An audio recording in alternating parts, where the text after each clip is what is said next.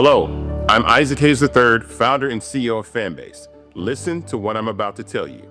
The window to invest in Fanbase is closing. We've raised over $10.6 million of our $17 million goal. That means there's room for less than 6,370 people to invest in Fanbase for the average amount. The minimum to invest in Fanbase right now is $399. That makes you an owner in Fanbase today. Go to startengine.com/fanbase to invest. Why? Because current social apps have taken advantage of users for far too long, with content suppression, shadow banning, harmful racist content, and no real tools for monetization and equity. Fanbase has over 1.4 million users and counting, allowing anyone to reach all their following and monetize their content from day one. Social media is the new TV, and whoever owns the apps that distribute that content have the opportunity to own potential billion-dollar companies. While big platforms with uncertain futures are failing to serve their users, Fanbase is stepping up to fill the gap. Don't wait until it's too late. Invest now, invest for yourself and your future. Go to startengine.com/fanbase and own the next generation of social media.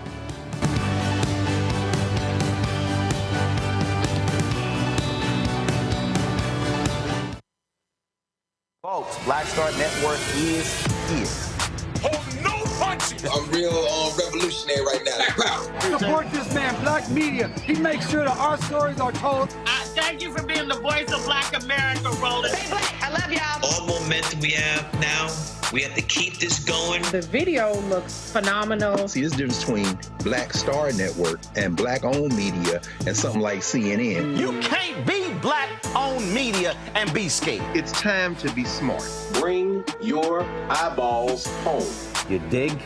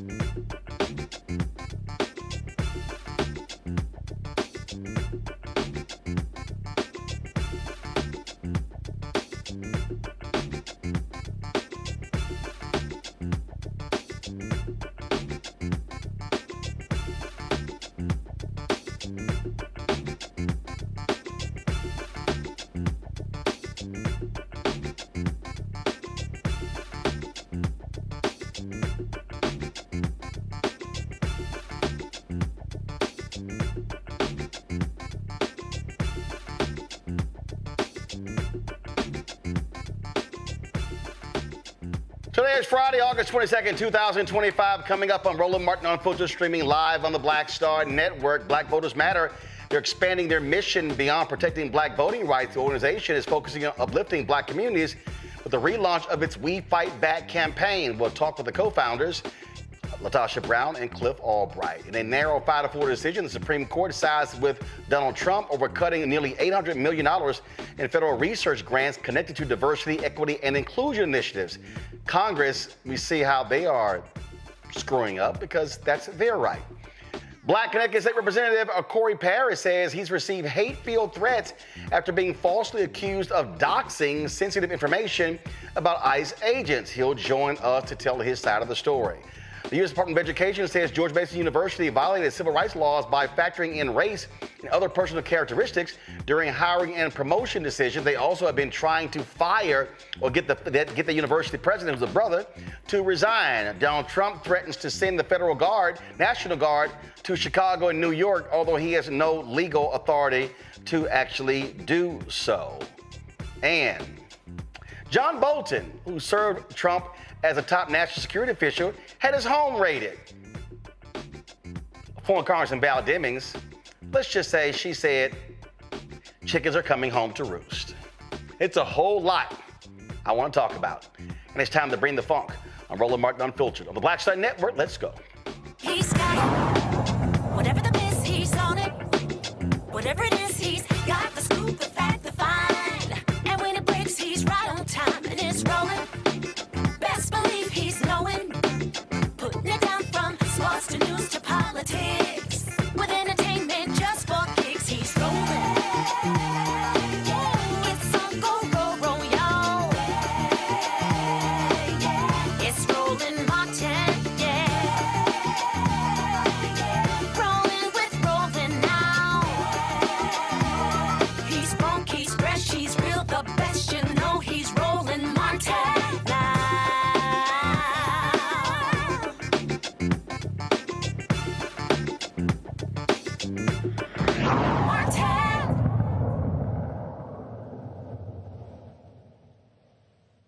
In a 5-4 decision, the Supreme Court has allowed Donald Trump and his cohorts to cut nearly $800 million in federal research grants associated with diversity, equity, and inclusion. The ruling overturns a lower court's decision and allows the National Institutes of Health to withdraw existing funding. Health and education leaders warn this action will inflict long-lasting damage on critical scientific and medical research. Justice Ketanji Brown Jackson issued a strong dissent, while the majority claimed that distributing the grants would cause irreparable harm to the government. I don't know how that's going to be the case. Now, for now, the court has blocked Trump's new anti-DEI rules for future funding, but hundreds of millions of dollars for current projects are still at risk. Now, here's the problem here. This was money that Congress allocated. And this is how Republicans aren't doing their job. They are ceding their legal authority to the executive branch. And trust me, when the Democrat is sitting in the Oval Office, you know they're going to be yelling and screaming about how, oh my God, this is so unfair. Folks, we're talking about cuts that deal with research, that deal with the inequities between black and white people. But when you have white nationalists and racists now running the government, this is no shock. Michael Imhotep is the host of the African History Network show out of Detroit. Matt Manning, civil rights attorney out of Corpus Christi. Dr. Julian Malveaux, economist, president emerita, Bennett College, author of Surviving and Thriving, 365 Facts in Black Economic History. Y'all show the book. Y'all don't have a book? Now, y'all supposed to, okay, y'all, when we do, I keep telling y'all, we have authors. Thank you. See, y'all got to show the book. Come on now, y'all got to keep up now. Let's go. All right, let's get right down to it. I'll start with you, Julian. This is real simple. These thugs, these racists, we see how they are, how they operate. But again, the real problem here, Congress allocated the money. And so Trump is acting like, oh, I have the right to do whatever I want. And these idiot Republicans are letting him. And so this is why I say to the next Democrat in the White House, hopefully after 2028, return the favor. All right, so we have issues with Julian's audio. Y'all got to let me know this stuff, y'all.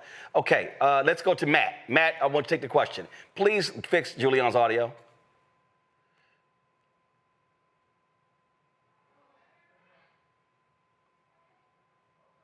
I see my little fan. Okay, guys, I can't hear Matt. What are we doing?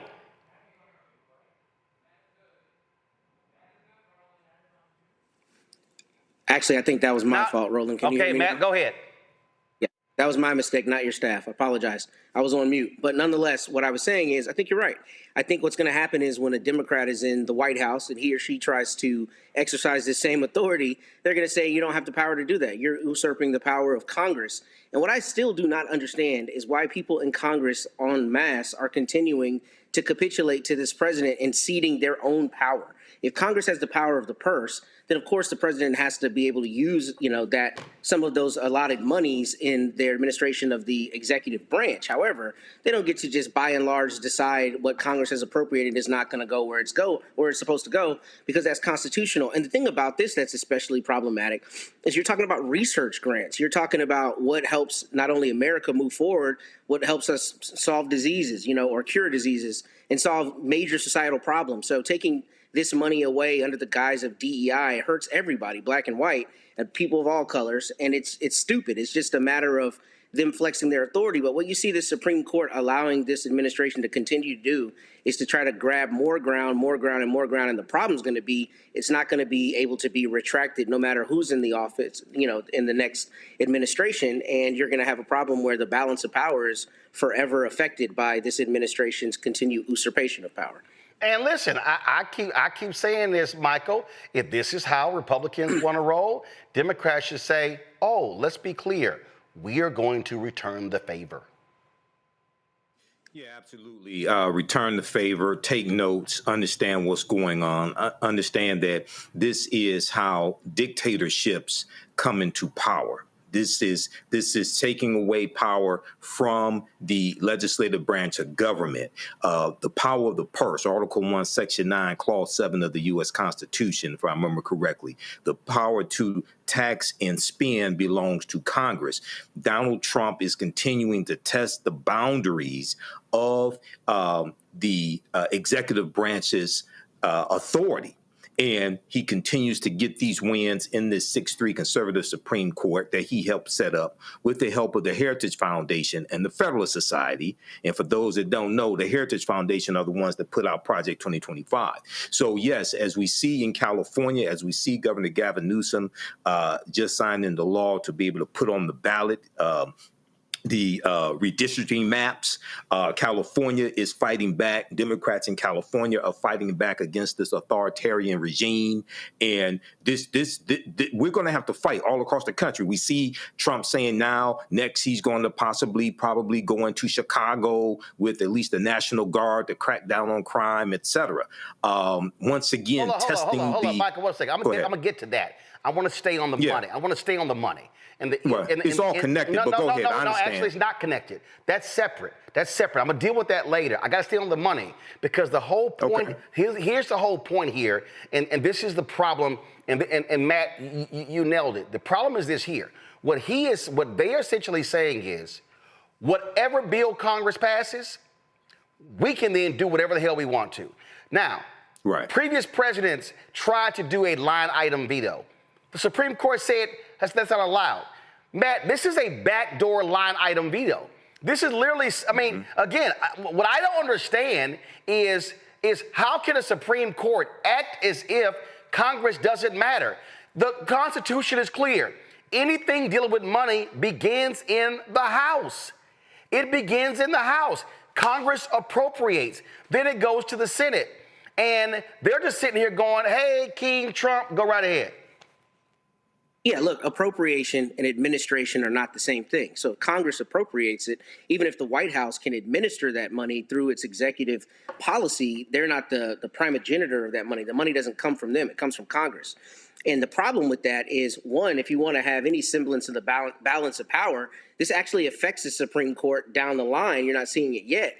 But Congress, one of the checks that Congress actually has on the federal judiciary is the money it allots to the federal judiciary, right? So when the judges want raises or if the federal judiciary across the board needs more money, that ultimately comes from Congress. So what you see sometimes when the federal judiciary is making decisions that Congress doesn't like, Congress can either pass legislation or they can decide to rescind some of that money that goes to the judiciary. I say that to say when you are recognizing through court rulings that the executive can continue to grab more power, that affects your bottom line. Because if down the road he or she doesn't like you and they want to say that the money Congress appropriated to you is not going to go to you, then it will not go to you. And it seems to me to be a dangerous precedent to set rather than standing firm on the constitutional balance of power that is supposed to exist. Well, again, they're just sitting here and like it's no big deal. And I need people to understand this is a cult we're dealing with, and they're going to allow their cult leader to do whatever it is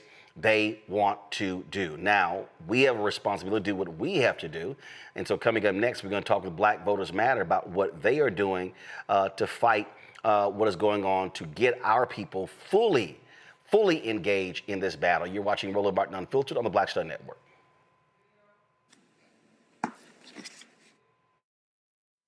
Next on A Balanced Life here on Black Star Network, we're talking what it means to be a balanced young adult and turning 21. I know 21 is one of those ages where you think you're grown. You can do whatever you want. The law says that you can. But what are you packing in your 21-year-old toolkit that will allow you to not only survive, but to thrive? You have every right to make whatever decision that you want to make, okay? Because you're grown. Don't go out here and do something and then want to come back and expect somebody else to clean it up for you. That's all this week on A Balanced Life with Dr. Jackie here on Black Star Network.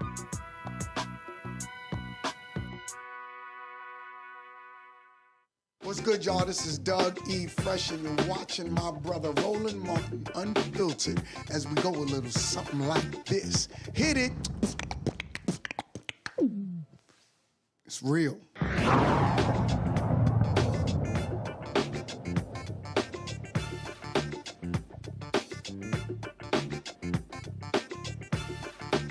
Folks, I've consistently said what is taking place right now is what Donald Trump and these MAGA idiots are trying to do. They're trying to defund Black America. They are attacking every single thing in Black America. They are attacking civil rights, economic rights. They're attacking academia. They're attacking everything. And so we have to be completely and fully engaged in this. This is a battle, y'all, that deals with everything that matters to us. Unprecedented rollbacks in civil rights, access to health care, equity, environmental justice, you name it. So folks at Black Voters Matter, they're expanding their mission beyond protecting the rights of Black voters. They now are focused on supporting Black communities, relaunching We Fight Back campaign. This was launched in 2024. The campaign aims to educate and empower Black voters across the country. BVM is not only fighting against a fascist regime and racist policies, they're also building a campaign to reimagine democracy. Joining us right now, the co-founders, Cliff Albright, Latasha Brown. Glad to have hear y'all on the show. So I'll start with you, Latasha. So walk us through what this means, okay? When you say we fight back, exactly what does this look like? Is this a series of town halls? Is it online engagement? So exactly what is this? Is a little of all of that. I'll just say that setting the framework that what we believe is we believe that our greatest source of power and protection in this moment is to actually have an informed community, that we're actually moving in one move, that we're aligned around, we're understanding what is happening, we understand the issues, but that we're connected. It has always been our collective power and the leverage of our collective power that's moved us forward. And so for what that means for us is there are a series of things that we do a lot of organizing with local communities. We believe that this is the moment now for us to really solidify our power locally and in our state. That we know in terms of federally, like we see what's happening on the federal government level. And so our best protection is to really gather ourselves and align with the power that we have locally and on the state level. And as a result, what we do is we work with partners all throughout those states. We provide funding. We're actually having meetings and calls. We're doing briefings around what's happening from the executive orders to what's happening to some of the rollbacks. We're actually doing strategy sessions where we're bringing our states. In the last month alone, in the last 2 weeks alone, several of our states and the partners, anywhere from 50 to 100 partners, are actually meeting together, thinking about how do they build a strategy, number one, to protect our community, number two, to really be able to resist and push back. In addition to the bus tours that we're doing to actually inform folks, we have campaigns that are happening. Campaigns really around this attack on Medicaid and how that's going to impact health access to our communities. We're also doing, we know that that is really important, that criminal justice reform, we're not ending that because what is happening now, that's very important for us. So we're continuing to do the work around warrant clinics and expand that, where hundreds and thousands of debt, we're working to eliminate hundreds of thousands of debt for people in our communities to make us less vulnerable to the police, less vulnerable to being in the system. Those are some of the things, and I'll share Cliff to may want to raise some other things as well that we're doing. Cliff, I have long said that a year out, first of all, y'all believe the same thing I believe. There's no such thing as election season. That's right. It's 365, 7 days a week, because there are elections happening somewhere in the country all the time. And the phrase that I keep using is the need to, let's say, a year out. We know the midterms are in 2026, but your primaries are going to be beginning in the spring in a lot of these places. And we need to be operating right now in what I call inform, educate, and enlighten. Because we have to also recognize it's a lot of folk that simply don't know. I was on Ricky Smiley's show this morning, and talking about redistricting and gerrymandering and racist gerrymandering and the Supreme Court case where they could wipe out half of the Congressional Black Caucus. And so I think for so long, Cliff, people kept assuming people knew. And we can't assume people know what's actually happening. That's right, and we have to make it clear, because there's a lot. I mean, there's those of us that do this work every day, and there's still pieces of it that we don't necessarily know about all the time. There's still ins and outs. Even these battles that we're talking about redistricting, these are maps that were done, going back after the 2020 census, that were done all throughout 2021. And so there were all kinds of meetings and sessions and hearings around these maps that a lot of people didn't know anything about. And so part of what we try to do, and you talked about it, the 365 work, we do it all throughout the year, and we do it every year. It's not even just about 28 or about 26. Even this year, we've been doing that work. We've been having BVM days at the Capitol, where we get together community members and partner organizations and go to the Capitol, and it is an educational process. We're not looking for folks that are so-called experts on this, right? We let everybody know that there's a role to play, and if you don't know, then that's even better, right? We make people feel comfortable with the fact that they don't know, because sometimes we just assume, like you said, that people not even understand this whole legislative process, but even the basic voting process. We come across people all the time when we do our work, when we do our bus tours, where we'll come across somebody and we'll give them some information about early voting or absentee voting or even just about what office is on the ballot. And we often will hear, I didn't know that. I've never known that. Or they'll say, I didn't know what this particular position did, right? I didn't know what a state delegate or a state house member did, or I didn't know what my county commissioner did. And so we got to let folks know, that it's not a crime or something that we could shame you about if you come to the table, you come to the event, and you're not already an expert. That's what this process is all about. That's what a dialogue is all about, right? And so, yes, we've got to make people know that we want you, even if you don't know any of this, and that's okay, but we got to work through all of this together, and we got to do it all throughout the year 365, because we fight back. Our issues are not based on an election calendar. Our oppression has never been based on an election calendar, so our resistance to it can't be based just on an election calendar. Absolutely, and Gary Chambers is doing some work down in Louisiana, and I spoke in Ohio last month, Latasha, and it was so funny. I was sitting with the brother. He was laying out this comprehensive strategy, and I said to him, too convoluted. He was like, what do you mean? I said, you had 30,000 feet, and he's a professor. I said, that's a lecture. And we were at dinner. He was like, "What do you mean? What do you mean?" I kept saying, I kept evoking. It kept evoking my man Joe Madison. So you got to put it where the ghost can get it. And he was like, "What do you mean? What do you mean?" I said. So I said, "Give me your topics." He gave me his topic. I said, "Those are lectures." I said, "Your sessions need to be City Hall 101." County Government 101. I said, where you literally are walking people through what city government does, what county government does. I said, basic fundamentals. Because I think the issue that we saw, and all these people who were saying, Biden Harris haven't done this here, and the Democrats haven't done this here, and you're like, well, the Democrats in the House passed the bill, but it stalled in the Senate. You can't act like that didn't happen. And then when folks say, well, the stuff ain't happening, then you go, well, no, this happened, and this happened, and this happening in this state, and this happened in this state. It's amazing to me when I talk to people, a lot of folk who got their degrees and everything, they actually just don't know how politics works. You know, Roland, I think you're absolutely right, which is why our strategy has always been threefold. I always talk about, I think of it as a three-legged fold of table of what the work that we do. One, it's been about money, movement, and message. Money in the sense that we know that grassroots groups, there are people that know. There are folks in our communities that are on the front lines that are doing this day in and day out. Matter of fact, part of our survival is because there's been grassroots groups, because we have Black media platforms like yours to get our message out, for us to be able to connect, because we have Black organizations that we can get information or that will respond to something that's happening. That has been part of our survival and our ability to be able to progress.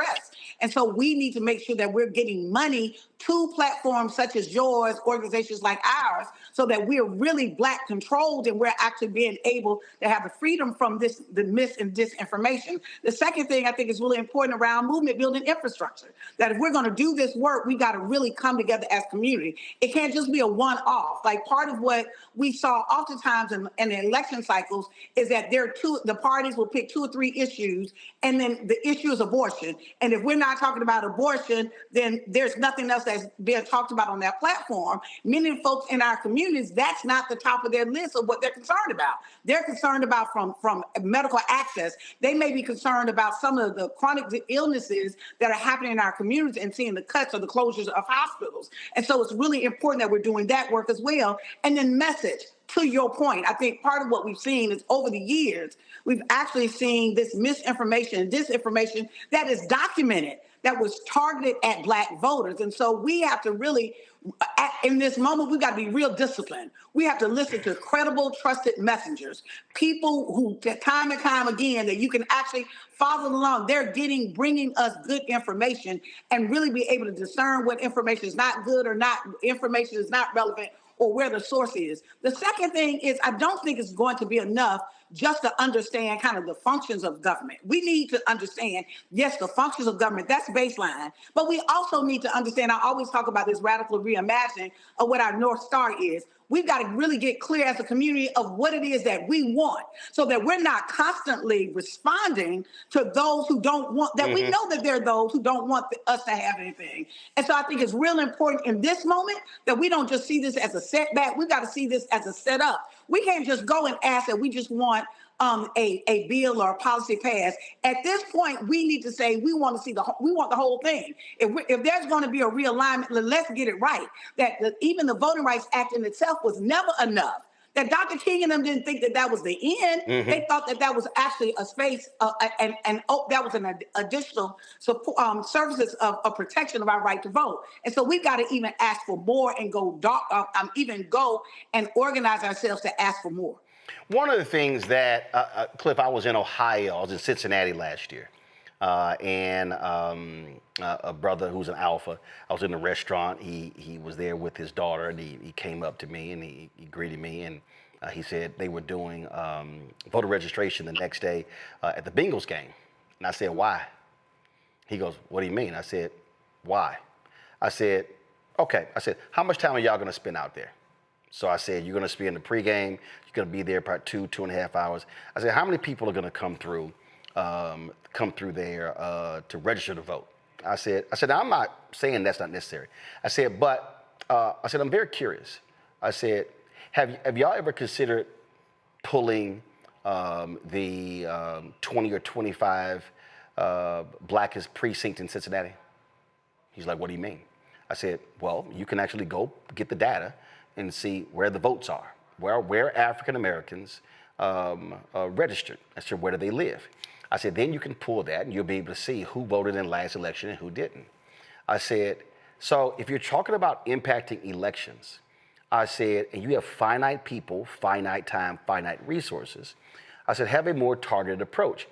He was so blown away by that. And then when I was in North Carolina, our former general president, Everett Ward, got a group of brothers together. And I said the exact same thing. I said, y'all in North Carolina.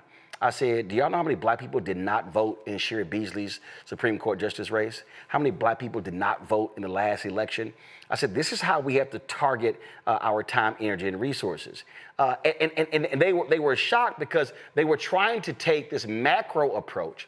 I said, but really, if we want to move black numbers, it actually has to be a micro approach, which is really person, door to door, street by street, block by block, precinct, neighborhood.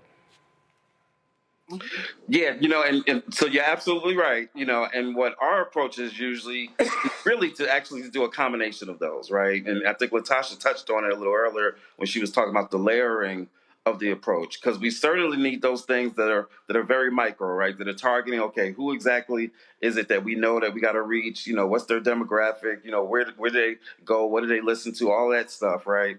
But then we also layer it with different levels of some of the wider stuff. And so, we have this belief that if you get a couple of text messages from us, a couple of phone calls, you get a door knock, then you see that billboard while you're on your way driving to work, and then you see something on YouTube, because sometimes we do our YouTube ads, that because you did one of our Trump ain't shit videos last year, right?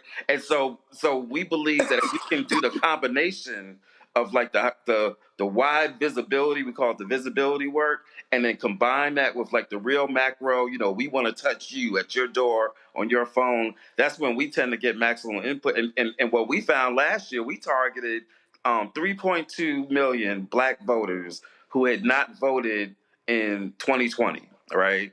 And out of those 3.2, 50% of them turned out in 2024, right? Now, some of y'all might say, well, 50%, that's not a huge number, but mind you, this is 3.2 million, not folks that were new registered, right? That they were unregistered in 2020, and then they got registered by 24. These were folks who were registered in 20, who consciously decided, I'm not voting. Y'all ain't moving me. And 50% of those folks that we targeted, they turned out. That's on top of like the other folks that we target that, they're kind of regular. They might even be super voters. We got them to turn out too. But we know how to get those folks that, for one election, we're like, y'all not doing nothing for me. I'm not going to turn out. And then finding a way to communicate through that combination of the targeted, the micro, and the macro to get them to turn out. So, so you're absolutely right, though, because there's a lot of folks that won't do that micro that you're talking about. And see, Latasha, the reason I say that to the brother, I said, because I said, y'all are operating as a chapter. And so you talked about infrastructure, and I've said this to alphas nationally. I said, listen, we have undergrad chapters, grad chapters. I said, but you have a local chapter, then you've got your combination of your chapters in the city, then you've got your state chapters, then you got your region, and then you got national, international. And so what I say to folk is, I said, if you're local, stop trying to be in somebody else's city. I said, be in your city, and then take your city and then break your city down by sections of the city, by neighborhoods, and then block, street, houses. And the brother was like, damn, I'm taking that. And so I had another chapter. They hit me up and they said, dude, can you do a session? And when I walked them through, they were like, damn, we ain't thought about that. And that's why I think what we have to do, those of us in Black-owned media, what y'all do as well, is literally walk people through, because I think a lot of people, Latasha, go, man, that's a whole lot. It's like, no, I don't need you to do a whole lot. Can you knock on 5 doors? Then they go, yeah, I can knock on 5 doors. I'm like, got it. Now you go get 5 other people, and now the 5 of y'all, like go get 6 of y'all, go knock on 5 doors each. Now we got 30 doors. And they go, well, that's doable. And so I think sometimes we just got to make this thing easy for people and not make it complicated. I agree. I think there's a couple of things that you said, because I do want to note, I think it's simple law of multiplication, right? Literally, you organize, and let's be clear. Or what our mamas and daddies said, baby, that's basic math. That's basic math, right? And you know, the other piece around it too is for us to really look at, there's nothing new under the sun. If you go back and you look at black machines, black political machines, right? How you got the first black mayor of Atlanta, the first black mayor of Chicago. When you start looking at how black people start getting into political office, quite frankly, it was because of organizing, and it was a map of organizing street by street, block by block, town by town. But let me say this, I think that it's not just a matter of organizing the votes. We really got to think about, we are in a different environment. Whether people want to acknowledge it or not, we're in fascism. Right. Yep. The rules, all the rules that we knew, all the rules, all of those things we're seeing every single day. You know, we're hearing the president talk about he doesn't like mail-in ballots. He's going to get rid of mail-in ballots. He technically doesn't even have the ability to be able to do that. He doesn't have, but he's saying that because he's planting a seed, because what we're seeing is the letter of the law they don't believe applies to them. Yep. And so what does that mean for us? If we're actually going to engage with folks that don't believe that they've got to follow the law, they're above the law, what that means is we've got to lean into our own power. Part of that is we have to organize our every bit of power. We've got to organize our resources. We've got to organize how we direct what it is that we focus on, and organize and really tap into each other. As you were saying, information is valuable. And so people've got to get information, but we can't just stay there. And we can't believe that we just gonna vote ourselves out of here. As much as I am for voting, right, that in itself will not be enough, but we cannot leave that tool on the table, because this next election cycle, like when people are not supporting our community, there has to be consequences. There has to be consequences. We got to get so sophisticated. Some people may not agree with this. We got to get so sophisticated that if folks turn all of these districts, and I know there's some Democrats gonna get upset about me saying this, if they are turning these districts where it is impossible for a Republican not to win, then we got to figure out how we're going to make sure that we're impacting that election, even that primary. We've got to be sophisticated. We have no permanent friends. We have permanent interests, and that is the protection of Black people. So I think it's really important in this moment for us to really understand we've got to organize our resources very differently. We've got to put our money towards Black institutions. If you are not contributing to this show, we're seeing what mainstream media is doing. We're seeing what is going to be MSM now, MS now. We're seeing all of them capitulate and go to the right or center the right. Yeah, I call it MSS, more silly shit. All right, I want to go to my panel. I want to get them some questions in. Do we have Julian? Julian, your audio finally working? I'm here. Lord have mercy. Here. Finally. Go on, ask your question. To Cliff and Latasha. Okay, well, Latasha and Cliff, thank you for your work. We really appreciate it. I want to know, Cliff, you talked about the precinct by precinct, really block by block approach. Why have we not embraced this earlier? I remember, my political chops go way back. Jackson Delegate 84, but even before that. And we used to do that. What happened? Was it the internet?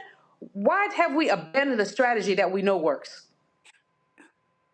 Well, I think it's a couple of things. And let me say this first, Dr. Malvo. A lot of people don't know this about me, but my early academic background was actually in economics and business. And you're actually one of the reasons why that was so. And so, I spent most of my organizing career combining, basically political economy, like the political analysis and economic analysis. And so I just wanted to shout you out for that and thank you for that. I think there's several reasons, right?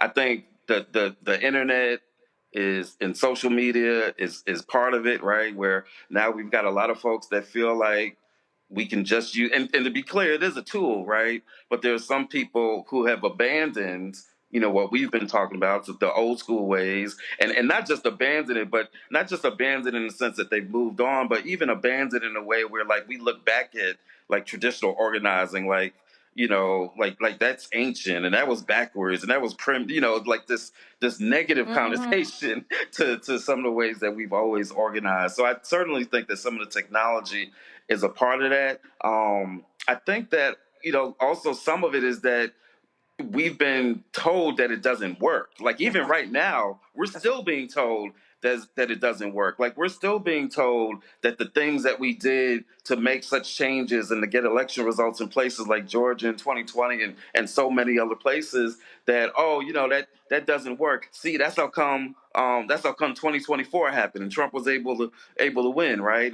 Which is not the case. But a lot of times what happens is, you know, every time there's a loss or an apparent loss, you know, people want to try to get you to change the way that you've done stuff.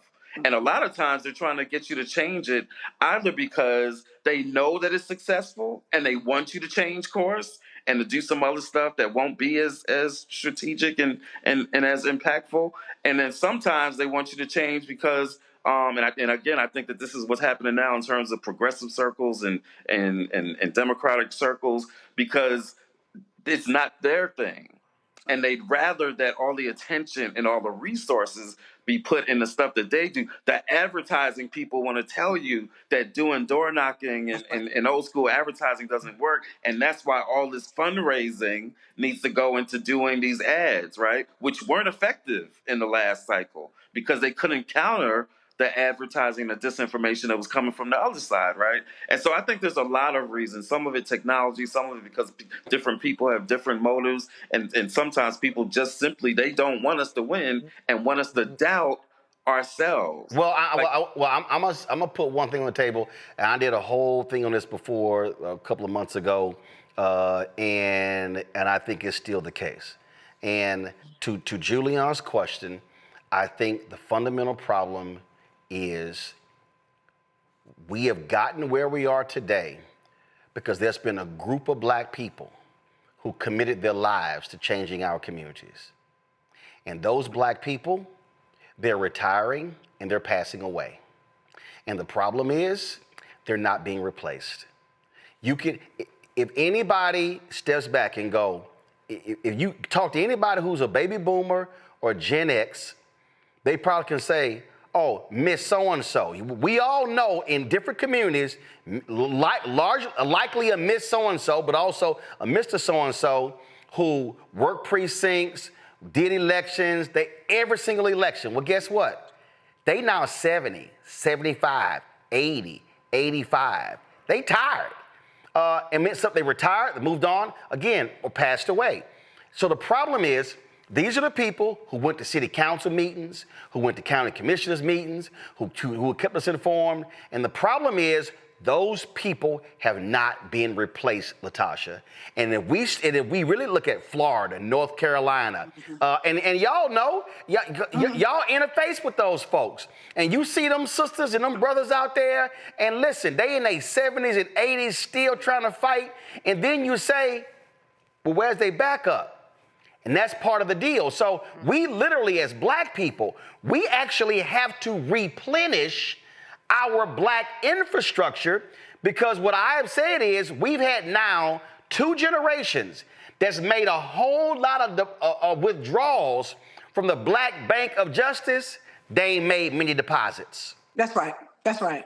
I mean, I think it's a couple. I do think it's a little more nuanced, though.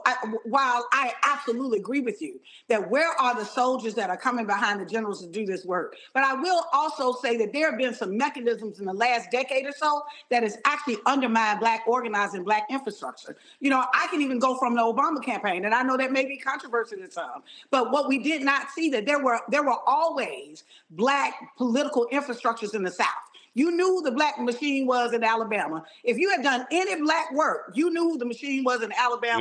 You knew who the machine was in Mississippi. You knew the machine. A lot of the infrastructure, to Reverend Jesse Jackson's credit, a lot of from 1984 and 1988 campaigns, there was a black infrastructure in terms of how he had a big ass coat. Yes. He had a big ass. People don't understand the number of black city council members for the first time, county commissioners, sheriffs. I mean, black people were elected to office for the first time ever in 84 and 88. That's right.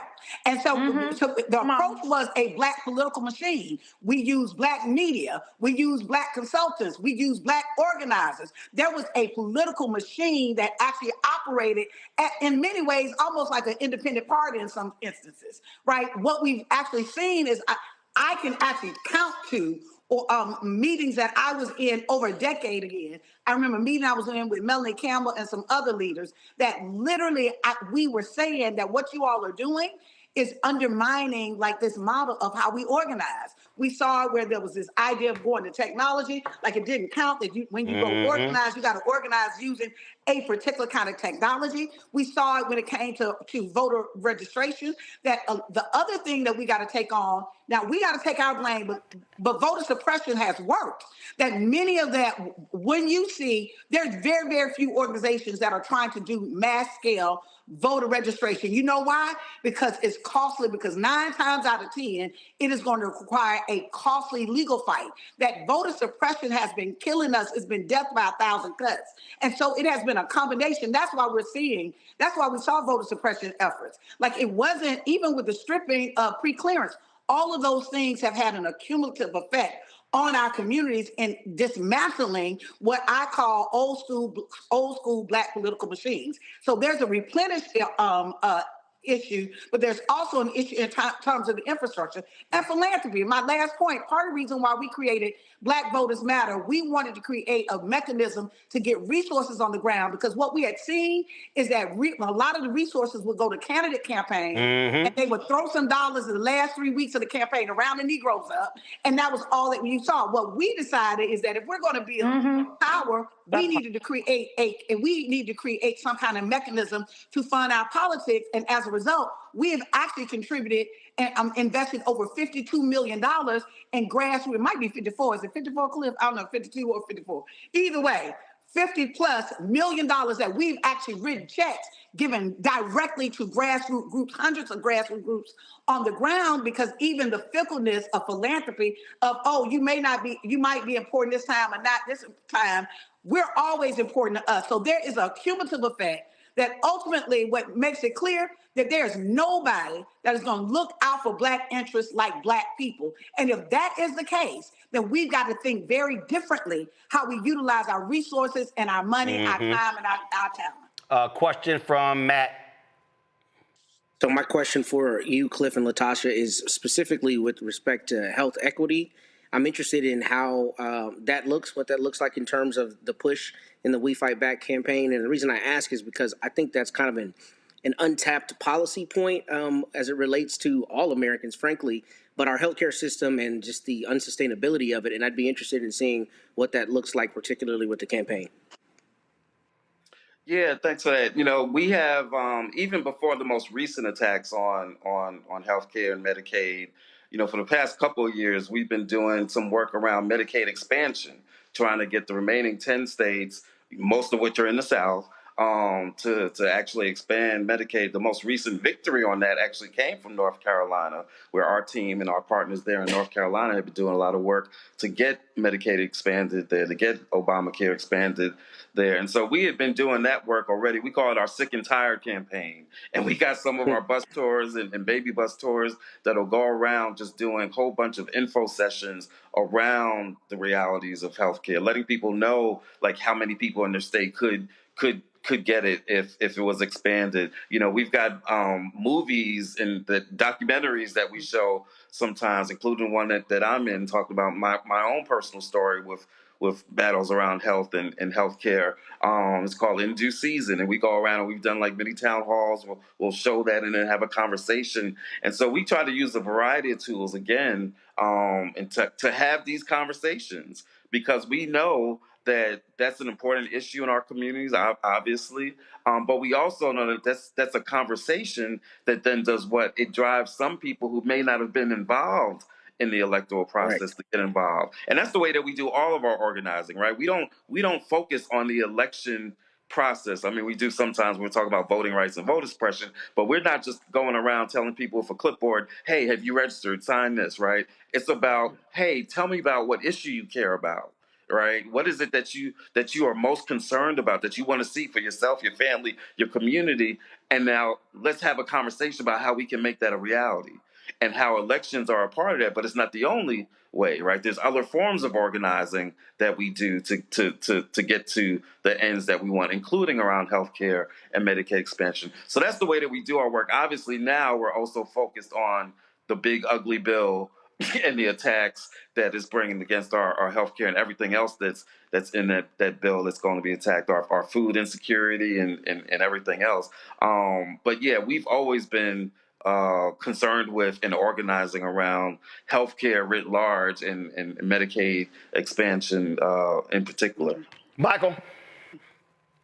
All right, Cliff and Latasha. So my question is, how do we connect political empowerment and like the work that you're doing? How do we connect that with leveraging our economics to enforce our political agenda and communicating that with people?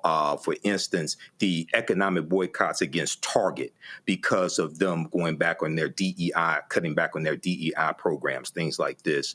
And then also we've seen efforts in the past, like in New York in 2017, divesting from pension funds that using pension funds to divest from privatized prisons because they found out they were invested in privatized prisons. How do we connect all of that together?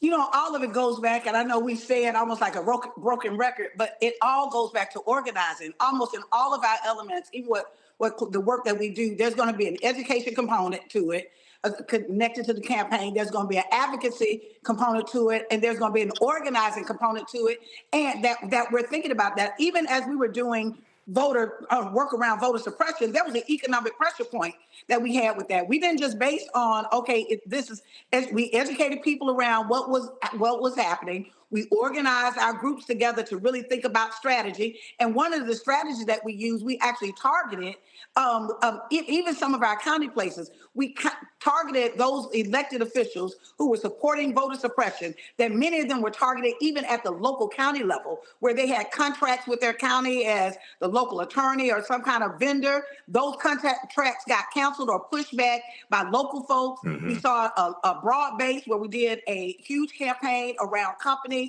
we felt like should have been standing with Georgia. They might have been like, what we got to do with it? It's like, you got everything to do with it. If you get black money, you got something to do with it. And so I think it's a matter of trying to make sure that we're doing our pressure points. I'm saying that because I think it's important to your point around the economic. It can't come in a vacuum. This idea of we just going to build enough wealthy folks and that's going to save us. How is that working out for us? I've just been talking about the other day that 5 years post-slavery, there were over 2,000 schools that were started. There were 60 cities, 60 hospitals. There were over 1,200 towns that were founded.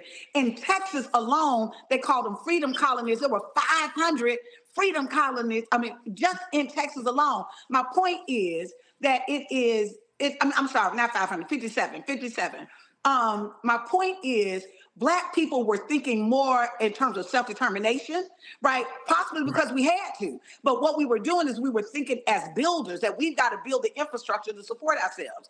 In this mechanism, we have to do all the things. Yes, we've got to push. That's why we support reparations with the work that we're doing, that there has to be a larger issue that is just not economic. You can't have a 200, 400 head start, use our bodies as collateral and leverage to build wealth in this country, use our label to exploit and build in this country, and then look at us and try to figure and say, well, we don't understand why you're doing. No, we want our money. We want our money that we've invested, that we want our money that we've earned, that what we've put the value in this country, we want that.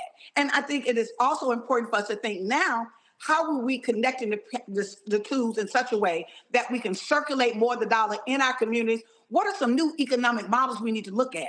Are we looking at cooperatives? Are we looking at how do we build Black businesses in a way that we're doing a distribution of resources in a much different way that will work for our people, opposed to what we're seeing on mainstream? So there's a combination of pieces that we use in terms of, one, figuring out how we educate and inform folks, two, figure out how we organize us to be able to leverage our power, and then three, have some real concrete alternatives that are not based on what we see right now. Well, you talked about money, and I've said to people, listen, don't give money to candidates, give that money to Black Voters Matter. We need to have money that goes directly on the ground, that we know that white media strategists are not going to be sucking up the money as well, and then is much better to use. Last point here, first of all, how y'all going to wear y'all Black Voters Matter dashiki and y'all ain't tell nobody? First off, we didn't even coordinate this, so I'm actually surprised. When Cliff got on, I was like, oh, okay, Cliff. y'all. We rocking black and proud these days. Listen, we gonna remind America, reminding us, and we reminding America who we are. So I mean, this was just night before last. Turn the audio up. I don't understand why y'all come on, turn the audio up. So my man Latasha Brown, my man Cliff Albright, they knew different African tops I had, so they sent me this dashiki Black Star. Matter of fact, I'm gonna stand right in front. So so they sent me. I got it. They sent me this. This Black Voters Matter dashiki, so y'all see what it looks like right here. This is what it looks like on the back. And so then they have, you see right here, they got BVM on the sleeves as well. So not sure if they have it on their website. I think they do. So go to blackvotersmatter.com if y'all. All right. So people ask me, so if they want one, where they get it? Well, this one is kind of special. I don't think they can order this one, can they, Cliff? I think we have one version of it on the website. Okay. Double check, but they could go to our website, blackvotersmatterfund.org.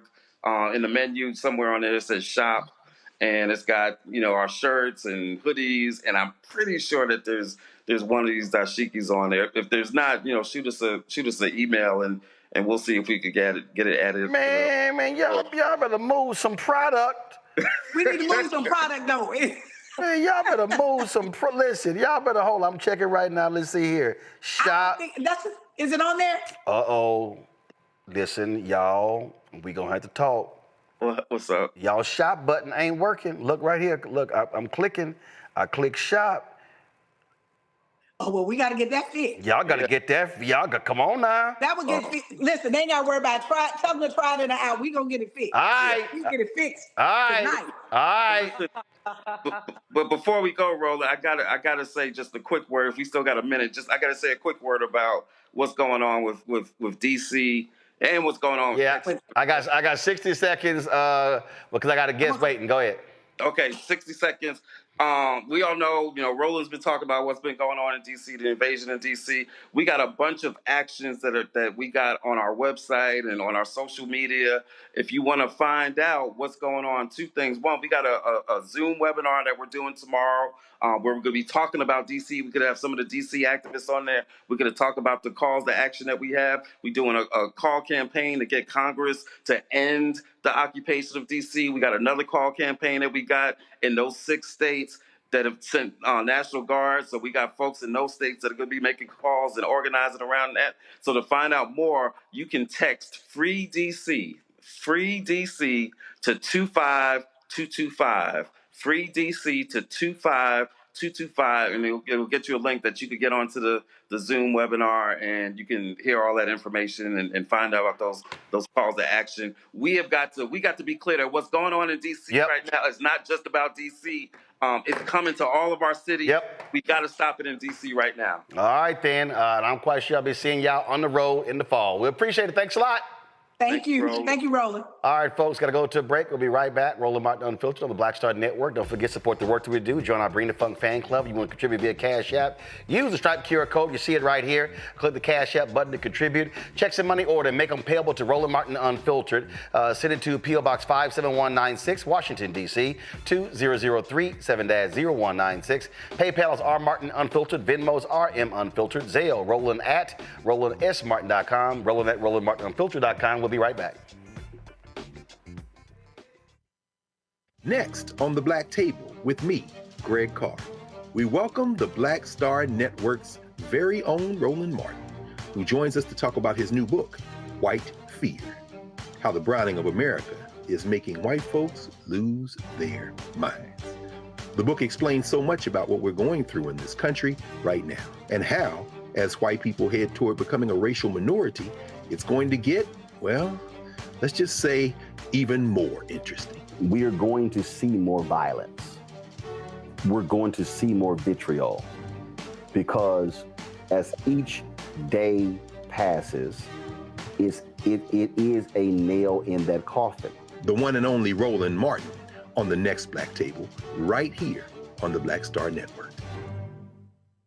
This week on The Other Side of Change, 300,000 Black women being pushed out of the workforce. This is shocking yet unsurprising. So what happens when a bunch of Black mothers lose their federal job? Their kids are not being fed, their kids are not being taken care of, but that trickles down to the entire community structure, which may be built on the backs of Black mothers and Black women more broadly. Tune in on The Other Side of Change, only on the Black Star Network. Hello, I'm Isaac Hayes III, founder and CEO of Fanbase. Listen to what I'm about to tell you.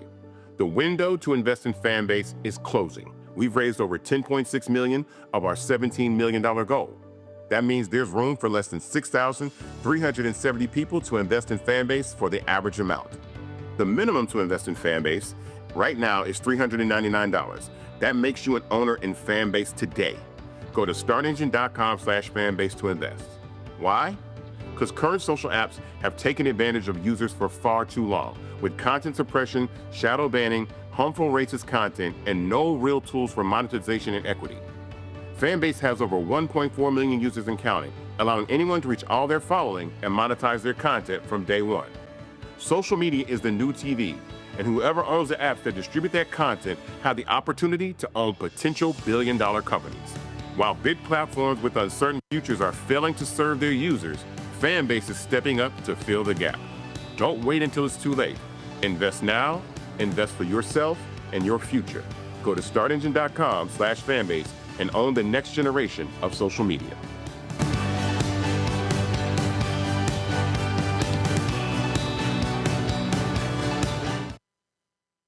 Now that Roland Martin is willing to give me the blueprint, hey, Cyrus, I need to go to Tyler Perry and get another blueprint because I need some green money. The only way I can do what I'm doing, I need to make some money. So you'll see me working with Roland. Matter of fact, it's the Roland Martin and Cheryl Underwood show. Well, should it be the Cheryl Underwood show and the Roland Martin show? Well, whatever show it's going to be good.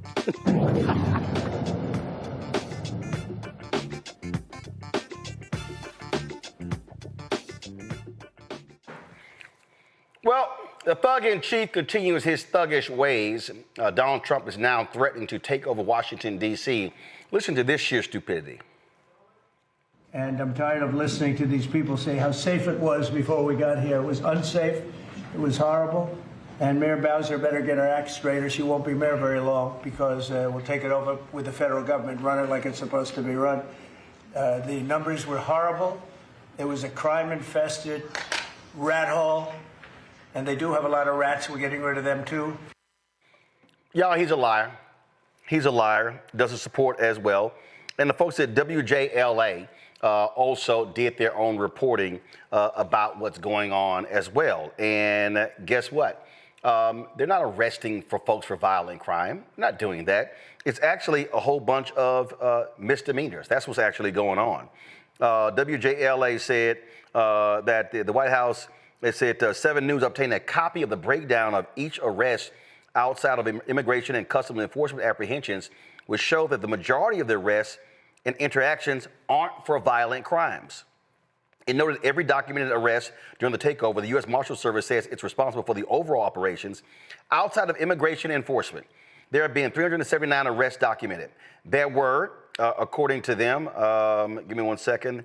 Let me pull this up again. I had an error here. There were 379 arrests documented. More misdemeanors and traffic citations than violent crime arrests. A total of 377 citations and quoted other arrests. Violent arrests, 9 arrests are recorded, which include homicide and sex crimes. He's a liar, Matt. He's a flat out liar. And the media stood there and allowed him to lie. I mean, yeah, that's part and parcel of what we've seen them do with him. And, the reality is the facts don't matter. The data doesn't matter. I mean, I saw Larry Krasner recently just up the road in Philly talking about how Philly is at like its 50-year low, I think, in homicides this year. But what does Trump do? He comes out and says, Philly and Oakland and all these cities are dangerous, despite the data unequivocally showing that those places are safer than they have been because crime is down. And the reality is his base doesn't care about that. And for whatever reason, the media is not checking him on that. And that really is a huge problem, right? Because he can ideologically have whatever opinion he has, but he can't have the facts. And if the facts don't buttress what you're saying, then somebody should be calling you out saying, hey, you're saying that, but this is a 30-year low, so it really cannot be what you're saying it is, and therefore the actions you're taking are not justified by the data, right, objectively. And that's what you're seeing here.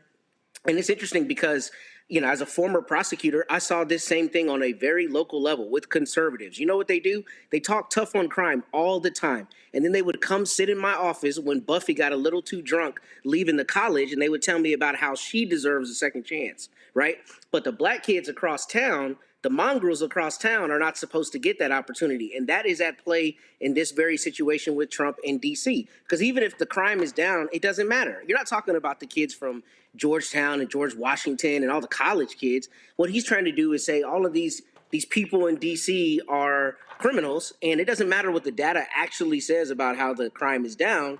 I'm going to continue running with this narrative because I want to do what it is I want to do, which is overtake D.C., and this is the subterfuge for that. You see that on the local level, and you see that at play right now in D.C. and his overtaking of the district. Michael, it's not just D.C. This is what the liar-in-chief said about Chicago and New York. Listen. Chicago's a mess. You have an incompetent mayor, grossly incompetent, and we'll straighten that one out probably next. That'll be our next one after this, and it won't even be tough.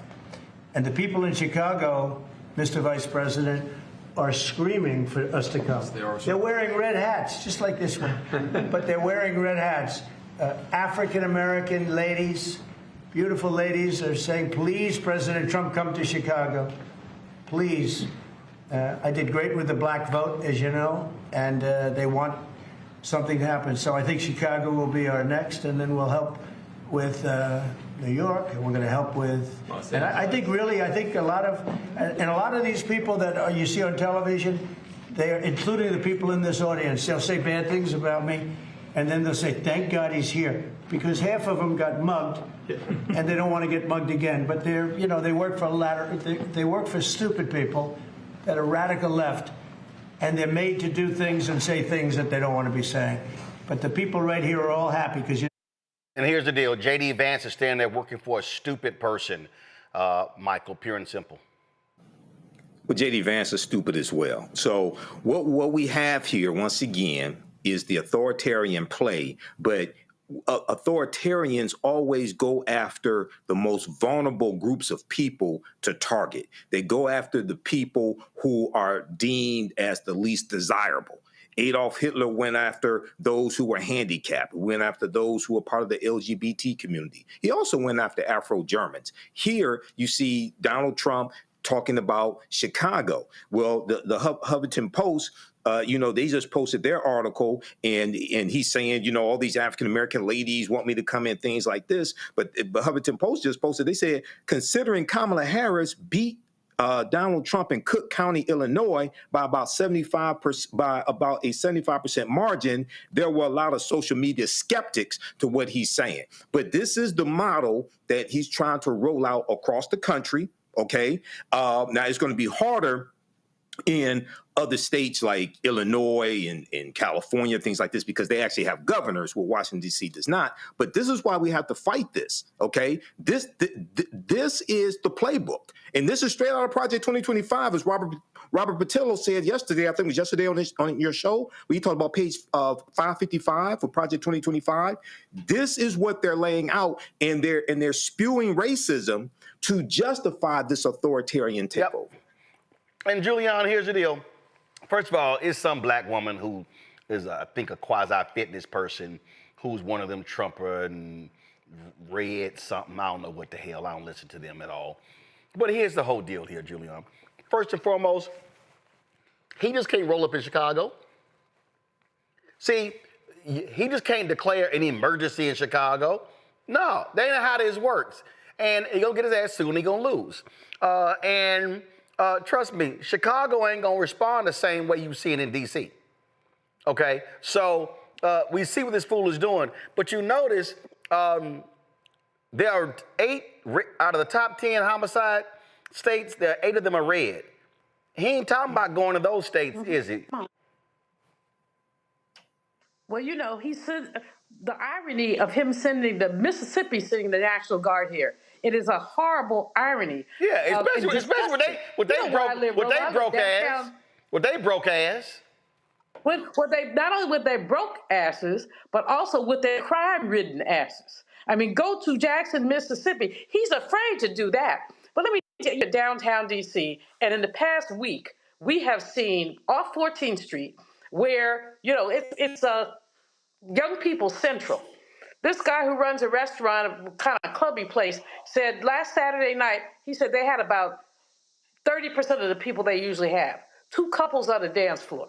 I was walking up 14th Street, and anyway, I saw these 2 young brothers, very attractive young brothers. They were so clean cut. And this person stopped them, asked them for ID. One of the young brothers said, my daddy is a lawyer, I don't have to give you nothing. The woman, it was a black woman, National Guard, and she started clowning them. I just walked over, I said, young man, do me a favor. And this lets you know they were well bred. They said, yes, ma'am. I said, keep walking. I said, just keep walking. You don't have to deal with her. And she told me, well, can you give me your ID? I bust out. I'm like, fool, have you lost what little piece of mind you used to have? What are you doing here? You can't arrest anybody. You're just harassing people. But up and down 14th Street, they're going restaurant to restaurant rolling. Up in Shepherd Park, restaurant to restaurant in Adams Morgan, asking people if any of their employees are undocumented. I live in a police state. We live in a police state. And the fact that the man is selling wolf tickets that he cannot cash. He cannot get any governor of a blue state. Kathy Hochul, Pritzker, these people are not going to call their National Guard out for this nonsense. Plus, crime in D.C. is down. But what he's doing is imposing a climate of fear, a climate of intimidation, so that some of our, it's not even undocumented people, some people who are documented, but who are also Latino, are afraid to get on certain days. They've been standing outside churches and schools. It is total intimidation. We in the African American community, we have to stand up against it. I mean, we're standing up. You had the best in terms of voting on just a bit ago, Latasha and Cliff. But we have to, what did James Bond say? When they come, somebody else said it. If they come for me in the morning, they come for you tonight. And guess what? I'm trying to figure out the people is going to happen to us. I'm trying to figure out where are all these FBA Negroes? Where are all these foundational Black Americans? They would tweet me all the time, and they were like, "Oh yeah, this ain't gonna impact us. They ain't coming for us." Where all the FBA? What are FBA B1 ADOS folks? Boy, it's amazing how quiet they are on my time. It's amazing how quiet they are on my timeline. All right, let me go to a break. We're going to come back. We're going to deal with this state representative who is getting, the people are coming after him for saying he did something he didn't do. We're going to talk to him next. Also, we're going to show y'all how Trump is a liar. They are criticizing the Smithsonian's Latino Museum for saying that the Texas Revolution was about slavery. It was. But they're idiots in the White House. You're watching Roland Martin Unfiltered on the Black Star Network. On the next Get Wealthy with me, Deborah Owens, America's Wealth Coach, Black Americans have 1/10 the wealth of their white counterparts. But how did we get here? It's a huge gap. Well, that's why we need to know the history and what we need to do to turn our income into wealth. Financial author and journalist Rodney Brooks joins us to tell us exactly what we need to do to achieve financial success. You can't talk about why we are, as Black people, where we are, unless you talk about how we got here. Bridging the Gap and Getting Wealthy, only on Black Star Network. How you doing? My name is Mark Curry, and you're watching Roland Martin Unfiltered, deep into it, like pasteurized milk without the 2%. We getting deep. You want to turn that shit off? We doing the interview, motherfucker.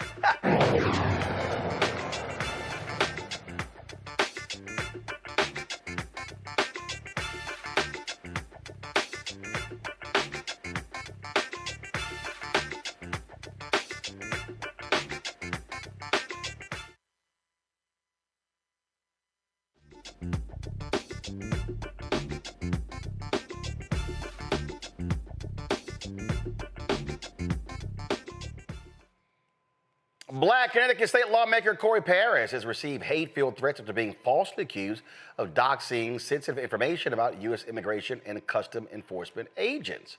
According to Paris, the controversy began when he posted a message on Instagram informing his followers that he had learned of immigration enforcement efforts in his district and wanted to warn residents to, quote, remain vigilant. Shortly after that, this far-right activist, Shaya Raichik, known as Libs of TikTok, they've been targeting lots of people, tagged ICE's official account and urged the agency to, quote, charge him. The following day, ICE officials reshared the post and tagged the Department of Justice's account. Corey Paris joins us right now. Glad to have you here, Representative Paris. So they claim, and see, Libs of TikTok is known to lie. They're known to lie, okay? So they claim you posted sensitive information as if you posted somebody's name, home address, who their husband and wife is, and where their kids go to school. That's right. And Roland, thank you for having me. And as my grandmother often said growing up, there's a dead cat on the line and the son of a biscuit is stinking. And that's exactly what's happening right now. So all you said was stay vigilant. That was the post? That's right. And I want to be unequivocally clear that what I shared was no different than many of my colleagues in elected office, what they share every single day and what they shared during this time as ICE was coming into many of our communities.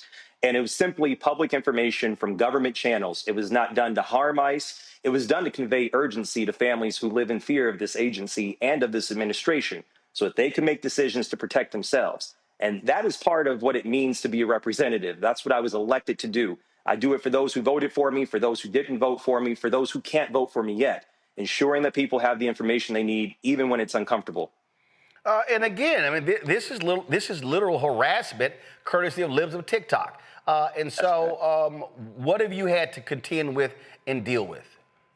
Yeah, it's been a rough couple of days for sure. We certainly have been shaken, but we're not moved. So I have received nasty phone calls and threatening phone calls from folks who have claimed to be former government agents who have claimed that they know where my family lives. They have also mentioned the states in which they've lived, that they were coming for me. They've shared racial epithets in their calls. I've had people say that they want to execute me, that I should be hung and lynched. It goes on and on. And so this has started a whole new thing because the many people who have reached out have said that this has now been shared over 2 million times, viewed over 2 million times by people all across this country, reshared in many Trump, pro-Trump signals and pro-Trump outlets, the same with pro-conservative outlets. They wrote about it for many days. And the harassment and the threats just continue to come. And it's unacceptable, especially what's more unacceptable is that the Department of Homeland Security and Department of Justice have actually pretty much not doubled down from what they've said at the time. They acknowledge that they regularly amplify posts from groups outside of government, including groups like Libs of TikTok, which reshared mine. And the Department of Justice has said through the New York Times that they will not tolerate actions that disclose the location of law enforcement, which again is not what I did. And so, and again, the problem that we have now is the thug in chief has thug agencies that are doing his dirty work, and they don't care about due process at all or facts. That's right. You're absolutely right. And look, this moment is for everyone because people should remember whether you're black, brown, white, Asian, whatever you are, you have to remember that the Constitution guarantees us something. The 5th and 14th Amendments say that no person shall be deprived of life, liberty, and property without due process of law. That language is deliberate. It says no citizen. I'm sorry, excuse me. It does not say no citizen. It says no person. So due process for us means fair treatment. It means notice. It means a chance to defend yourself and protections against fundamental rights being stripped away without a compelling reason. And our courts up to now have made it very clear that those protections will and have applied to everyone in U.S. jurisdiction, including non-citizens. And that's the principle which separates democracy from tyranny. Absolutely. And so what security precautions have you taken? Have you had to, get folks outside of where you live, where you work? So how are you protecting yourself? You know, I don't want to go into too much detail about that, but I will tell you that protection is a top priority for me and certainly my family. But I'll also say it should be a top priority for every elected official in this country. If you're just simply doing your job, which you were elected to do, for which you've taken an oath to do, it is nearly unconscionable for us to believe that if you are threatened, that you don't have access to protection or security for yourself and for your family. And that is just that's not a far cry from what we've just seen happen in Minnesota a couple of weeks ago, and what we might see in the future. Again, it's Corey Paris today. It was the Speaker of the House of Minnesota a couple of weeks ago. It could be any person tomorrow, and that's why it's so important to raise the alarm on what's happening right now in this country. Absolutely. Representative Paris, take care of yourself. We appreciate you coming on the show. Thanks a lot. Thank you so much. All right, folks, got to go to a break. We come back. How stupid is Donald Trump in the White House? Now they're making up their own history regarding the Texas Revolution when we all know it was about racism and slavery. Yep, you're watching Roland Martin Unfiltered on the Black Star Network. Join our Bring the Funk fan club. Be sure to donate by using, if you want to do Cash App, use the Stripe QR code. You see it right here. Use that QR code. Check some money order. Make it payable to Roland Martin Unfiltered. Send it to P.O. Box 57196, Washington, D.C. 2003 7-0196. PayPal is R Martin Unfiltered. Venmo is RM Unfiltered. Zelle, Roland at RolandSMartin.com. Roland at RolandMartinUnfiltered.com. We'll be right back. Next on A Balanced Life, here on Black Star Network, we're talking what it means to be a balanced young adult and turning 21. I know 21 is one of those ages where you think you're grown. You can do whatever you want. The law says that you can. But what are you packing in your 21-year-old toolkit that will allow you to not only survive, but to thrive? You have every right to make whatever decision that you want to make, okay? Because you're grown. Don't go out here and do something and then want to come back and expect somebody else to clean it up for you. That's all this week on A Balanced Life with Dr. Jackie here on Black Star Network.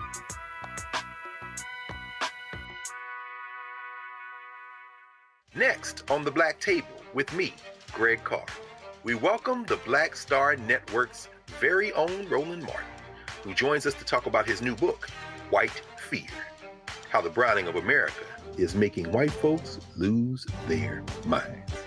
The book explains so much about what we're going through in this country right now, and how, as white people head toward becoming a racial minority, it's going to get, well, let's just say, even more interesting. We are going to see more violence.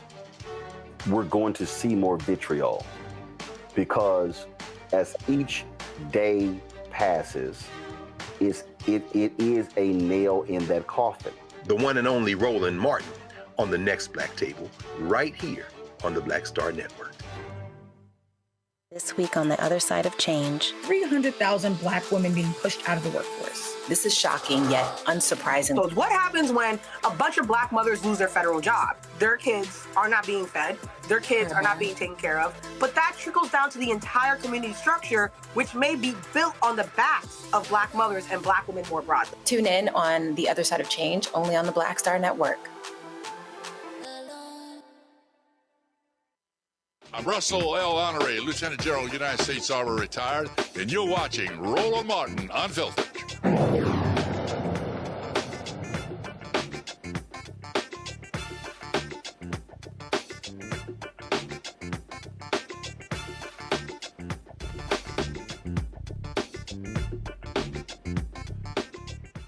Folks, the Department of Education, Trump's Department of Education, says George Mason University in Virginia violates civil rights laws by using race and other personal traits in hiring and promotions. A federal investigation determined GMU gave preference to candidates from underrepresented groups, policies that, according to the department, unlawfully discriminated based on race. University has 10 days to accept a resolution agreement. If approved, GMU will be required to stop all race-based hiring, issue an apology, revise its recruitment policies, and provide annual civil rights training. Now, this is the same university that the Trump folks want the black president to resign. They've been putting pressure on him to do so, and it's the latest attack again, on black people. See, I keep trying to tell y'all what's going on, see? I ain't making this stuff up. They are attacking everybody black. They attacking a black woman on the Federal Reserve. They attacking him. This is what they do. They are constantly attacking New York State Attorney General Letitia James. He's attacking D.C. Mayor Muriel Bowser. And so this is an absolutely anti-black, white nationalist, white supremacist administration. Period. Not even a conversation. Now, you know they real mad about this one. Kilmar Abrego Garcia, you know, the man, all the back and forth, who was sitting down in El Salvador, then came back. Then they indicted him, claiming that he was human trafficking in Tennessee. And then a federal judge told him that's some bullshit, let him out of prison. Well, guess what? He was released from federal custody months after he was wrongfully deported to a prison in El Salvador. Plus, falsely accused of being a gang member. And they still running around saying he's a gang member. U.S. Magistrate Judge Barbara Holmes, one of the Middle District of Tennessee, ordered his release from a jail near Nashville. He's now en route to reunite with his family in Maryland. He has 48 hours to arrive at his brother's home in suburban Maryland, where he is permitted to live under a set court-imposed conditions. He's also required to check in with immigration officials at the ICE Baltimore field office. Now, you know that is absolutely driving them crazy, Michael, because they try to make him the poster child, and we see the games that they're playing. There's nothing these people say that I trust. Nothing. If Donald Trump says, wow, it's a gorgeous day, blue skies, I'm going to look up and double and triple check, because they are liars. Well, yeah, they're liars, and this is pure evil. And this is an authoritarian power grab. So this is good news here for Kilmar Abrego Garcia. We'll see how all this plays out. But, you know, all of this is connected. And, you know, I've said before on this show, Roland, that, you know, white supremacy and racism, it targets all black people regardless of place of origin, the language you speak, or your religion. And also it targets non-white people. So just thinking because they're going after Latinos, they're not coming after black people also. No, they're attacking all of us at the same time. So we really have to wake up and look at what's going on, because some of us think that because of our proximity to white supremacy, it protects us from white supremacy. No, it doesn't. They're coming for all of us. So when you go to the story about Texas and slavery, then I'll comment on that hopefully as well. Matt? Well, you know, I think the last part of what Michael said is what stood out to me most prominently, which is, you know, there is a myth that your proximity to whiteness or power, really power structures, somehow insulates you from, you know, being on the chopping block. And what you see is that the opposite is true. This woman, Ms. Cook, who's the first black woman ever on the Federal Reserve, I mean, you have to be eminently qualified to be on the Federal Reserve Board. You know that, right? But what you do is when you want to attack black people, you make any conversation about a black person who doesn't fit your ideological stance one of meritocracy always, right? Like this brother, Dr. Washington at George Mason, is eminently qualified. I was reading his background. He's got 3 degrees in mechanical engineering, right? Former dean in mechanical engineering at Ohio State. I mean, this brother is eminently qualified. But the moment you see a black person in power, I mean, if you have a fundamental belief that black people should not be in power, then you automatically equate that with them not having the merit to be where they are. And that is what is so problematic about this administration, is because there are not any value judgments of people based on what they're actually doing. It's purely based on how they look and your fundamental belief that they should not be where they are. And, you know, I think Michael's right. I think not only are they coming for our Latino brothers and sisters, they're coming for us, and they're not hiding that fact. And it does not matter what kind of education you have, what kind of bona fides you've had in your career. If you are black, you do not deserve to be there, period, in their eyes, and you will therefore always be a target of attack. And right, because for them, at the end of the day, Julian, they only think white people, especially white men, are qualified. I mean, hell, do you know how dumbass these people are? These people are mad. They mad at Cracker Barrel. They literally are. Again, I don't understand why somebody, I saw a post, somebody said the crackers mad at Cracker Barrel. I cracked up laughing. But they literally are mad that Cracker Barrel changed their logo and said Cracker Barrel went woke. Like, what the hell? I mean, these truly are some of the dumb, and then Byron. But still Cracker Barrel. And then Byron Donald's dumb ass talking about how he got, oh my goodness, he upset because he got saved. He got saved. He declared Jesus is the Lord and Christ and Savior in a Cracker Barrel in a parking lot. Really? Roland, please. I'm serious. They crazy. They mad at Cracker Barrel. They mad. Hold up, Julian. Julian, they so mad. They mad at Cracker Barrel. So now, when you walk in the Cracker Barrel, you ain't walking to no damn country ass store. You walking to the restaurant. They mad all that country shit. Man, I'm like, boy, y'all some ignorant ass people causing their stock price to go down. These people are insane. Go ahead. They have allowed their racism. They have allowed their racism to drive them insane. I mean, the examples you're giving, the one that I want to just pick up on, because Dr. Lisa Cook, a fellow Black woman economist, impeccable credentials.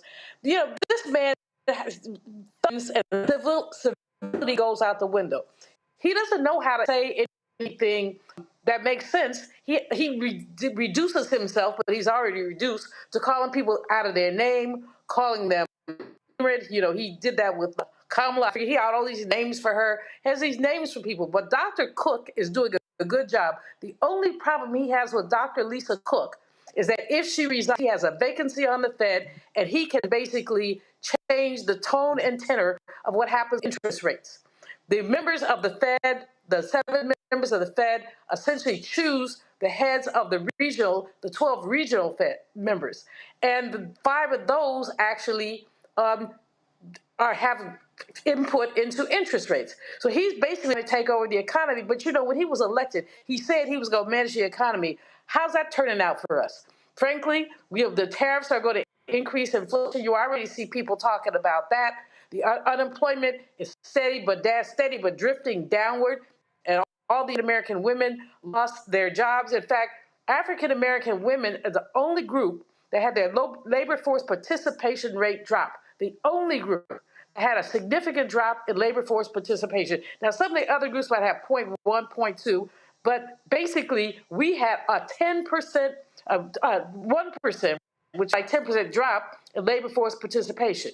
They have allowed their racism to drive them nuts, and we see it every day. I don't even know why they let this man go to a microphone. And by the way, you know, you don't have to be white adjacent, as some Black people think they are. You could be plain old white like John Bolton. Listen, your house will be raided for the life of me, if you disagree with this man. Yeah. We really are moving into a crazy oligarchy where you said the man was stupid on CNN, and the next thing you know, your house is raided, your office is raided. You're not even there. Your wife who Listen. We know how ignorant these people are. Y'all, I gotta stay on the Cracker Barrel thing. Y'all, this is what Byron Donalds tweeted. In college, I worked at Cracker Barrel in Tallahassee. I even gave my life to Christ in their parking lot.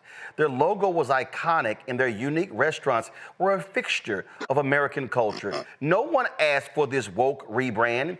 It's time to make Cracker Barrel great again. Oh my God. Y'all, this is literally the logo. Y'all, this is the old ass Cracker Barrel logo of an old white man leaning against the barrel in a chair, and it says Old Country Store. This is what they mad at.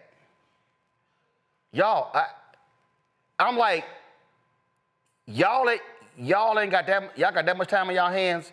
Now y'all know, as a matter of fact, the AI people are so quick. Look at this here.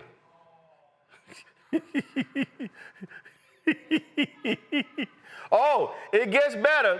It gets better because you know somebody had to go ahead and just turn the audio up.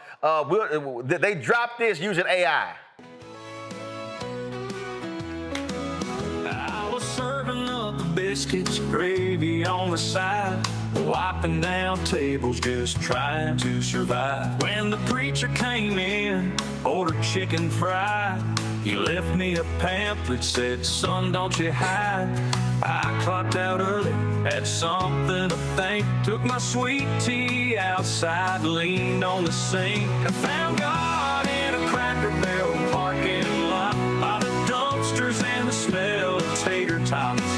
He said, son, you've been lost, but you're not forgot. I found God in a Cracker Barrel parking lot.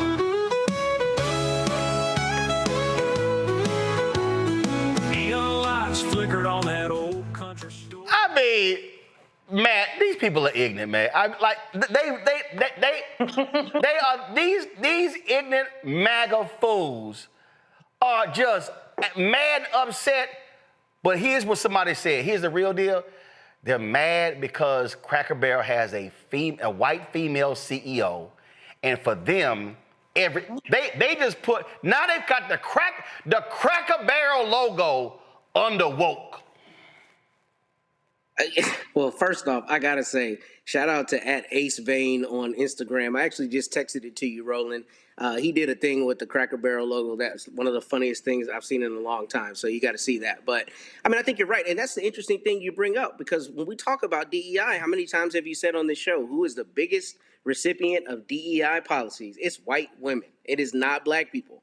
So the idea that people are angry about this is really an extension of what you've seen them be angry about other things, and this loss of Americana and really this loss of whiteness. I'll give you an example. There's the local sheriff in the county I live in all the time always says, we want to return our community to safety. We want to go back to Mayberry. And every time he says that, I'm like, does he not realize that there were no black people in Mayberry? You are telling me how you feel about us without saying it. And that's what we're seeing. That's what this is. People are mad about anything that they think is woke or woke adjacent. And this is the most asinine thing to be mad about. If you like Cracker Barrel's food, go eat their food, but who cares about the logo? This is more an extension of they think their America is being taken. And that's what we're seeing. It's all white supremacy, white nationalism, and they just telling on themselves, Michael. Well, absolutely. You know, to say ignorant, what'd you say? Ignorant MAGA fools. That's redundant, okay? Because that's a redundant statement right there. Oh. But yeah, MAGA is ignorant. It's a cult, okay? And when you listen to these people, they don't make any sense, but it's like they live in an alternate universe, okay? And, you know, white supremacy is a powerful drug. And what it does is it causes them to vote for people who are really against their own interests.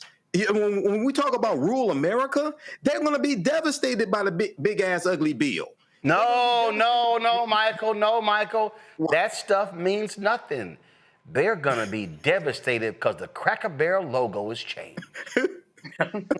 well, look, they like what? Crackers. See, they walk around like, damn it, what happened to my cracker? Where did my cracker go? Why did my cracker in the chair, in the barrel, why they left? It's like, look, people, it's the same food. It's the same food. It's the same food, okay? So, but no, Michael, it ain't the same, Michael. They got rid of my cracker.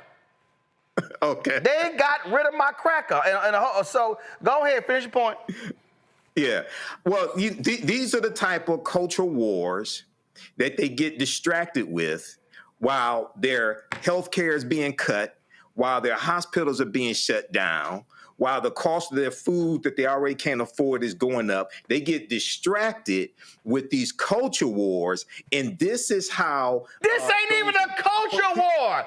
It's a fucking Cracker Barrel logo. No, but it's part of the white supremacist. Wait a minute. They took the white man leaning on the barrel. Ain't like they put a black woman in some cowboy boots. But the erasure of the white man in their mind is the white replacement theory. Okay, the rolling. These are some crazy ass. Hey, people. I already know that, dog. Hold up. So Matt. So talk about they went woke. That's an attack on DEI. So all that kicks in. Yeah, I know. White supremacy is a powerful drug. I know, and they all crackheads. Matt sent me Ace Vein. What y'all? So now the crack. So here we go. Let me set it up. The Cracker Barrel logo speaks.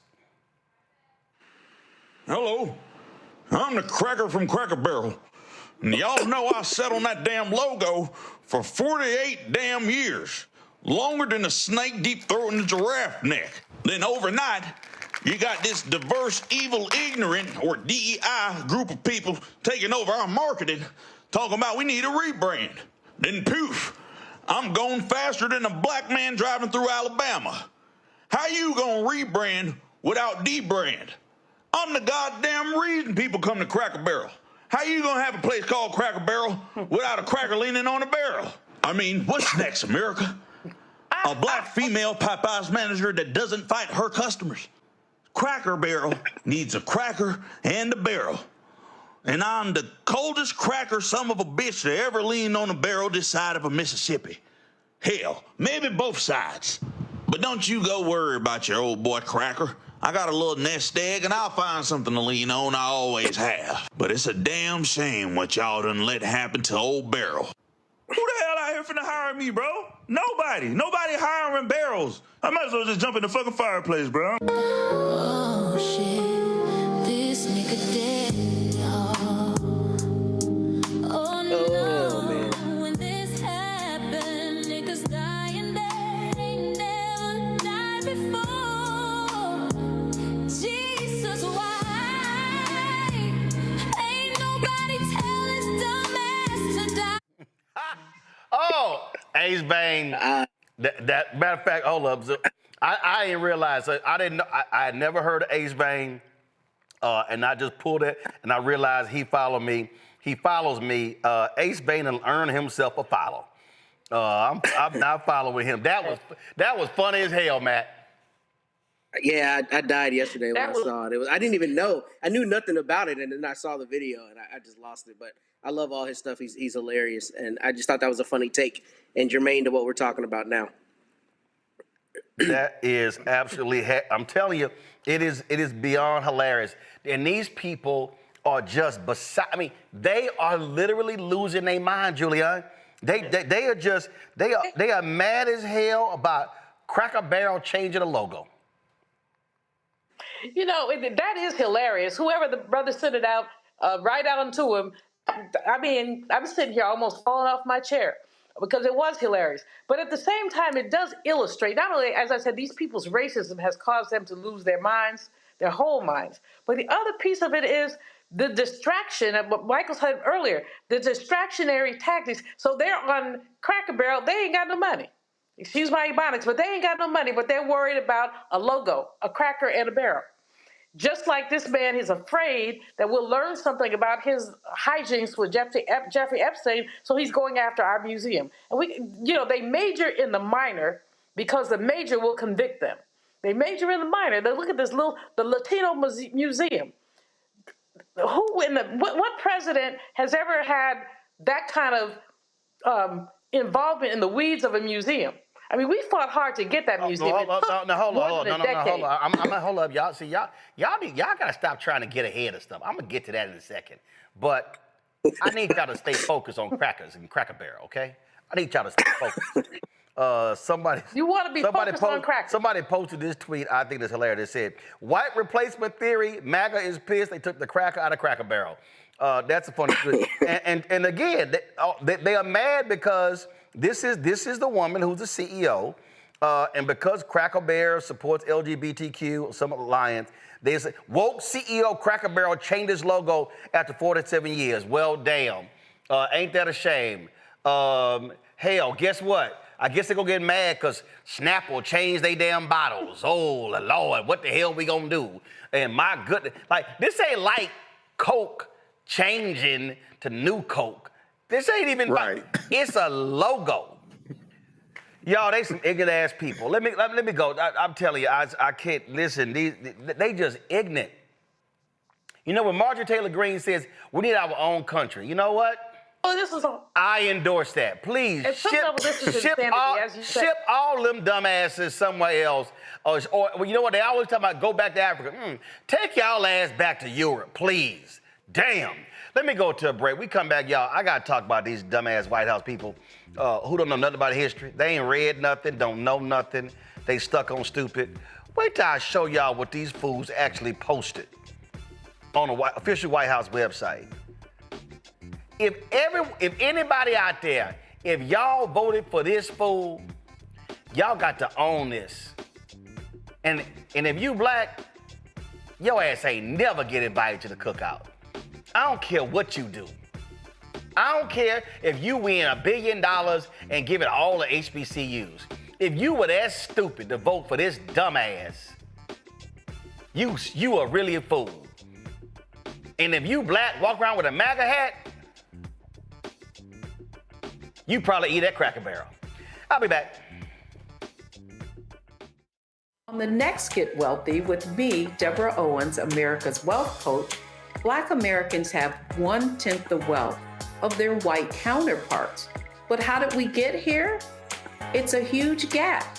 Well, that's why we need to know the history and what we need to do to turn our income into wealth. Financial author and journalist Rodney Brooks joins us to tell us exactly what we need to do to achieve financial success. You can't talk about why we are, as Black people, where we are, unless you talk about how we got here. Bridging the gap and getting wealthy, only on Black Star Network.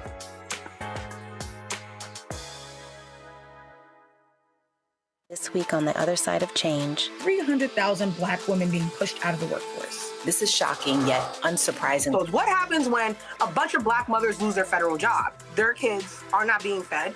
Their kids are not being taken care of. But that trickles down to the entire community structure, which may be built on the backs of Black mothers and Black women more broadly. Tune in on The Other Side of Change, only on the Black Star Network. This is Tamala Mann. And this is David Mann. And you're watching Roland Martin Unfiltered.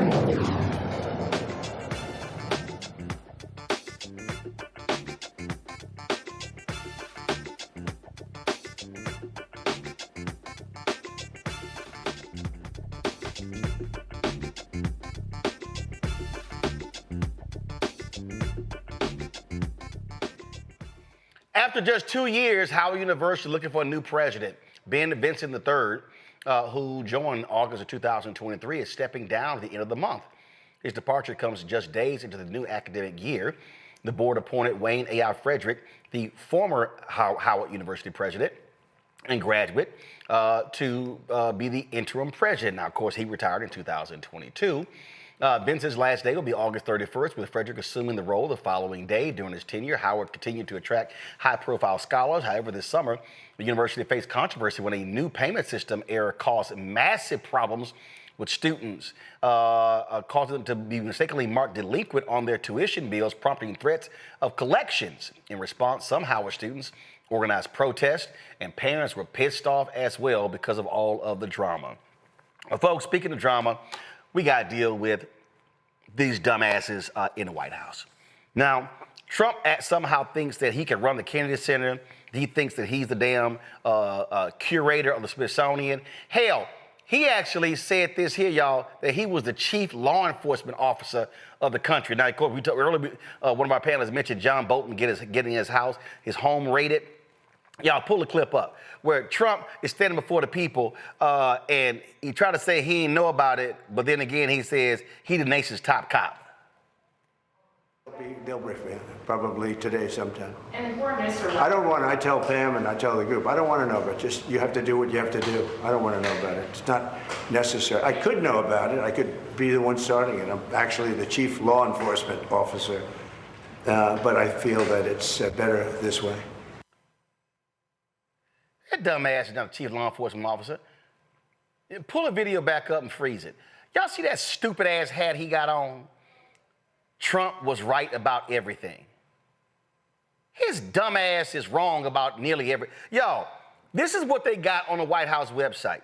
And they've been attacking the Smithsonian saying, oh, they have these wrong exhibits. President Trump is right about the Smithsonian. So you go through this article, and it says the National Museum of African American History and Culture debuted a series to educate people, quote, on a society that privileges white people in whiteness, defining so-called white dominant culture as ways white people and their traditions, attitudes, and ways of life have been normalized over time, and portraying the nuclear family, work ethic, and intellect as white qualities rooted in racism. All true. And so then they're attacking, look at this here. The campaign featured content from a hardcore woke activist, Ibram X. Kendi. Okay, so check this out. Okay, so they got other complaints, National Portrait Gallery. But this is the one that jumped. Look at this here. The National Museum of African Art display an exhibit on works of speculative fiction that bring to life an immersive, feminist, and sacred aquatopia inspired by the legend of Drexia, an underwater kingdom populated by the children of pregnant women who've been thrown overboard or jumped into the ocean during the Middle Passage.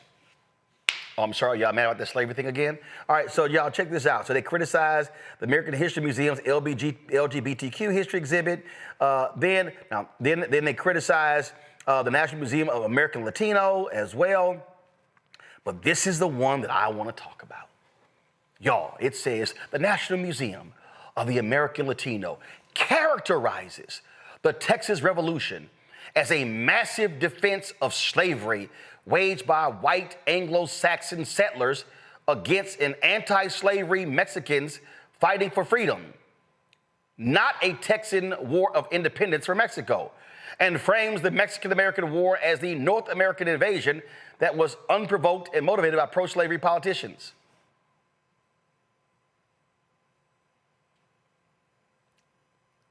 That's true. Y'all, when we talk about his story and history, his story means white man's his story. See, I'm born and raised in Houston, and every student in Texas in the 7th grade is required to learn Texas history. Now, y'all understand, the book is about that thick. I'm not lying, about that thick. So, growing up, remember the Alamo!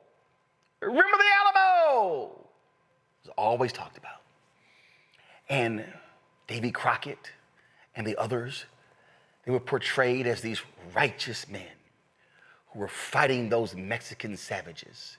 And these righteous men were standing up on behalf of Texas. And then we had the great Sam Houston and the great Stephen F. Austin and Milam and all of these characters, and how they were just these fine, upstanding men who wanted to free Texas from the shackles of the decrepit and the evil and the savage Mexicans.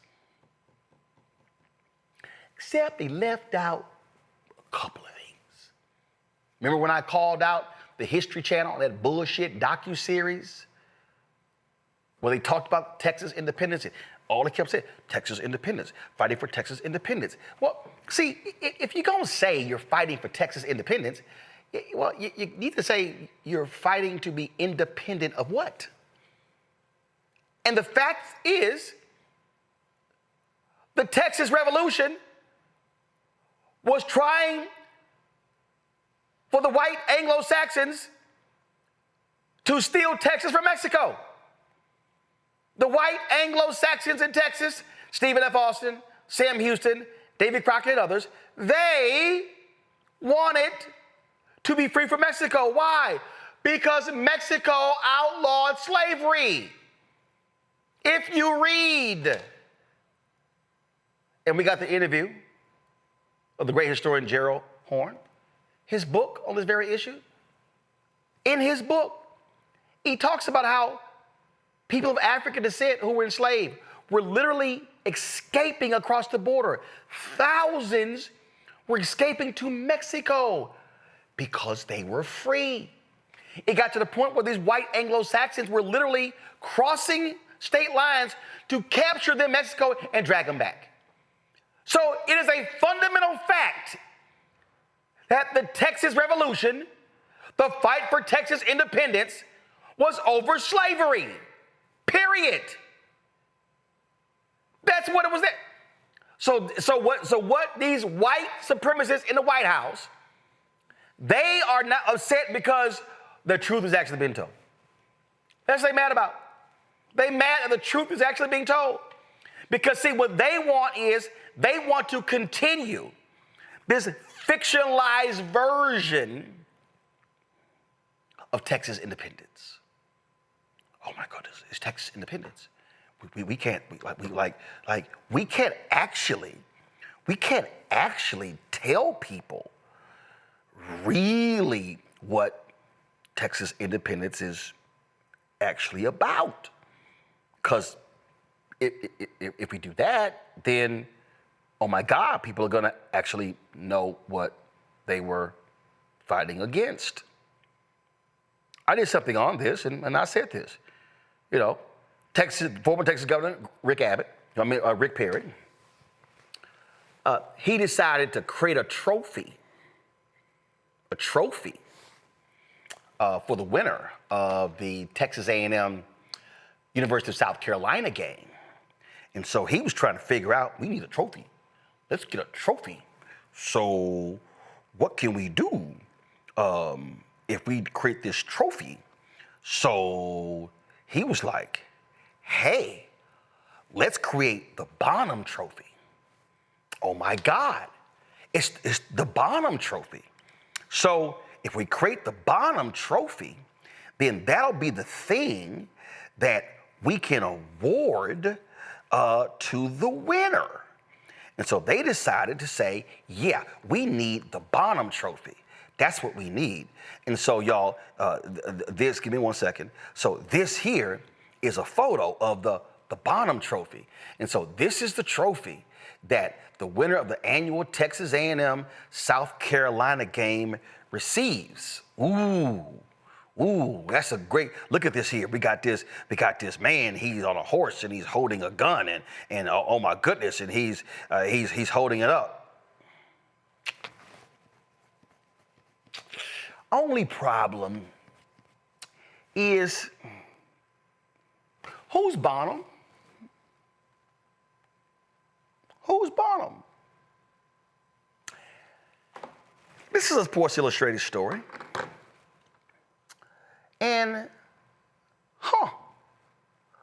the Bonham Trophy is named and modeled after Alamo battle hero James Bonham. It was commissioned in 2013 by former Texas Governor Rick Perry and then South Carolina Governor Nikki Haley. So Nikki Haley and Rick Perry commissioned a Confederate statue because the Alamo was a battle with the Mexican army, Santa Anna, because of slavery.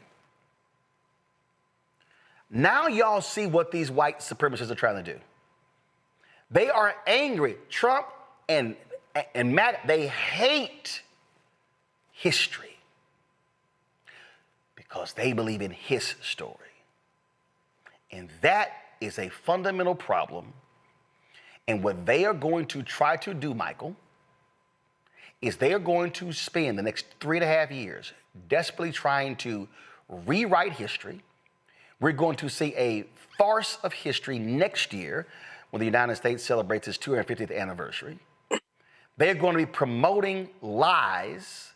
I'm not calling them falsehoods or mischaracterizations. I'm calling them lies. And them attacking this premise right here shows you how much of a liar Donald Trump and these idiots in his administration really are.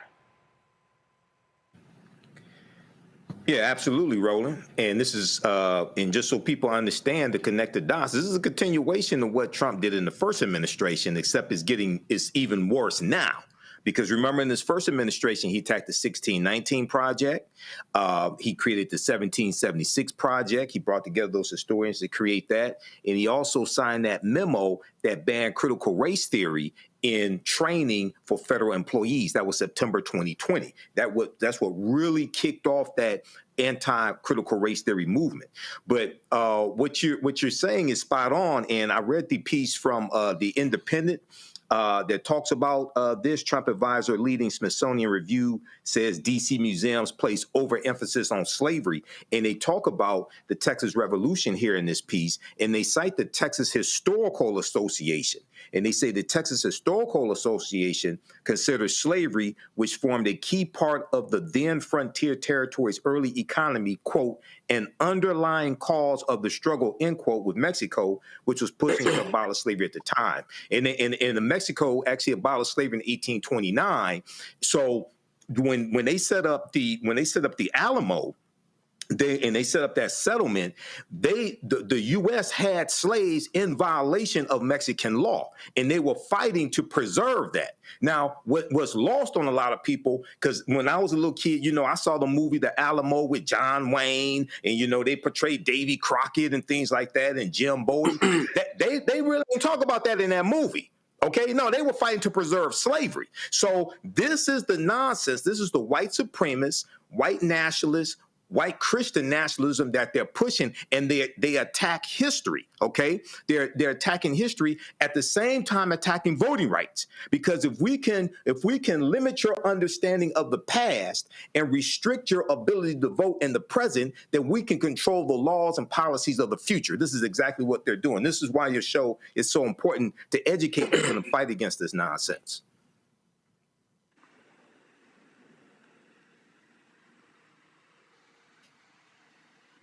I can't hear what. Of course, Matt. What's hilarious here is they're so angry at facts. They're so angry at historical representations, and they want to lie. And again, Texas independence. That's why every year when Greg Abbott and Dan Patrick is posting, "Hey, Texas Independence Day," and then I post, "Hey, it's Happy We Love Slavery Day." Because guess what? When Texas gained its independence, guess who stayed slaves? Not the white people. Hello. Yeah, and it's deeper than that. I mean, obviously, you and I are both native Texans. We both took that 7th grade history class. I think your text for that class was on papyrus. Might not have been bound. Mine was in a book, but that's just because we're different. No, actually, mine was in a book, but yours probably had more pictures. Maybe so. Because my class, when I was in the 7th grade, we could actually read. But go right ahead. I don't know. I don't know how long it takes to make a tablet with a hand. Yeah, go right ahead. Nice try. Nice try. Go on, Mr. Pictorial. So I live about an hour from Goliad, right? And I grew up in Austin, named after Stephen F. Austin, down the road from San Antonio. I've probably been to the Alamo 30 times, on field trips and all that kind of stuff. And I think one of the things that people need to realize is in Texas, mythology is huge, right? So it's not only that this is not the true history, but a core tenet of Texas culture is lionizing these people and lying about what they did and the real motivations of what they did. And one thing I wanted to add to Michael's point that people don't realize is Spain actually abolished slavery in Mexico, right? And then in 1829, like he said, Mexico abolished slavery, but it actually separated Coahuila y Tejas, which was what became part of what became the state of Texas. And Stephen F. Austin and his compatriots thanked the Mexican president for carving out for Texas its ability to maintain slavery. So that shows you that slavery was a fundamental issue. And, it's exactly right. And I think what's interesting about that is in Texas, it's not just about slavery where we're dishonest. I mean, people don't realize that the Texas Rangers massacred Hispanic people in the state of Texas, right? But we don't talk about that. I mean, I know many Texas Rangers personally. They are fine law enforcement officers. The ones I've all worked with have been the cream of the crop. But the point is that agency has a very sordid history, but we don't talk about that as Texans because that does not fit the mythology that we want to have, which is, the Lone Star State and the frontier spirit and all of that. And really, it was about slavery. And I think you're exactly right to call it out. It's so important to call it out, especially because what we're seeing is people try to make tantamount to their culture or their right to have, some connection to their history, this idea that the actual history that's inimical to that is dishonest. When we know that the truth is slavery is the reason that they wanted Texas independence.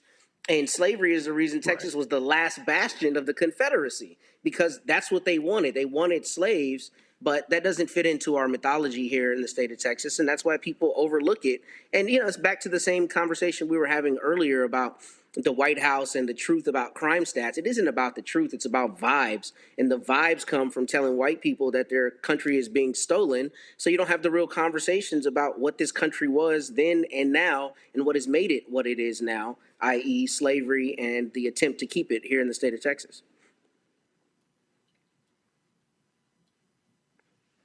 Roland, tomorrow, Congressman Al Green, your Texas brother, is holding a celebration of national enslavement. He calls Slavery Remembrance Day.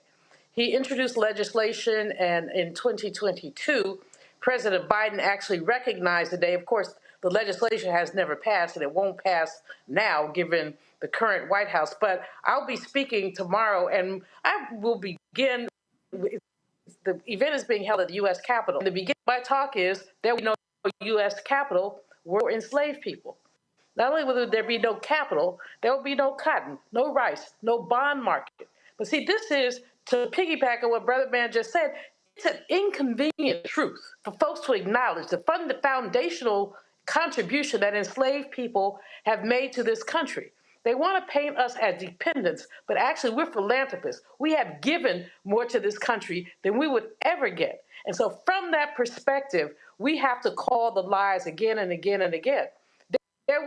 This country would be half a country because some Europeans would have come over from the other side, the western part of the country, or the Spanish would have come through California and conquered. So were it not for enslavement, there would be no United States of America.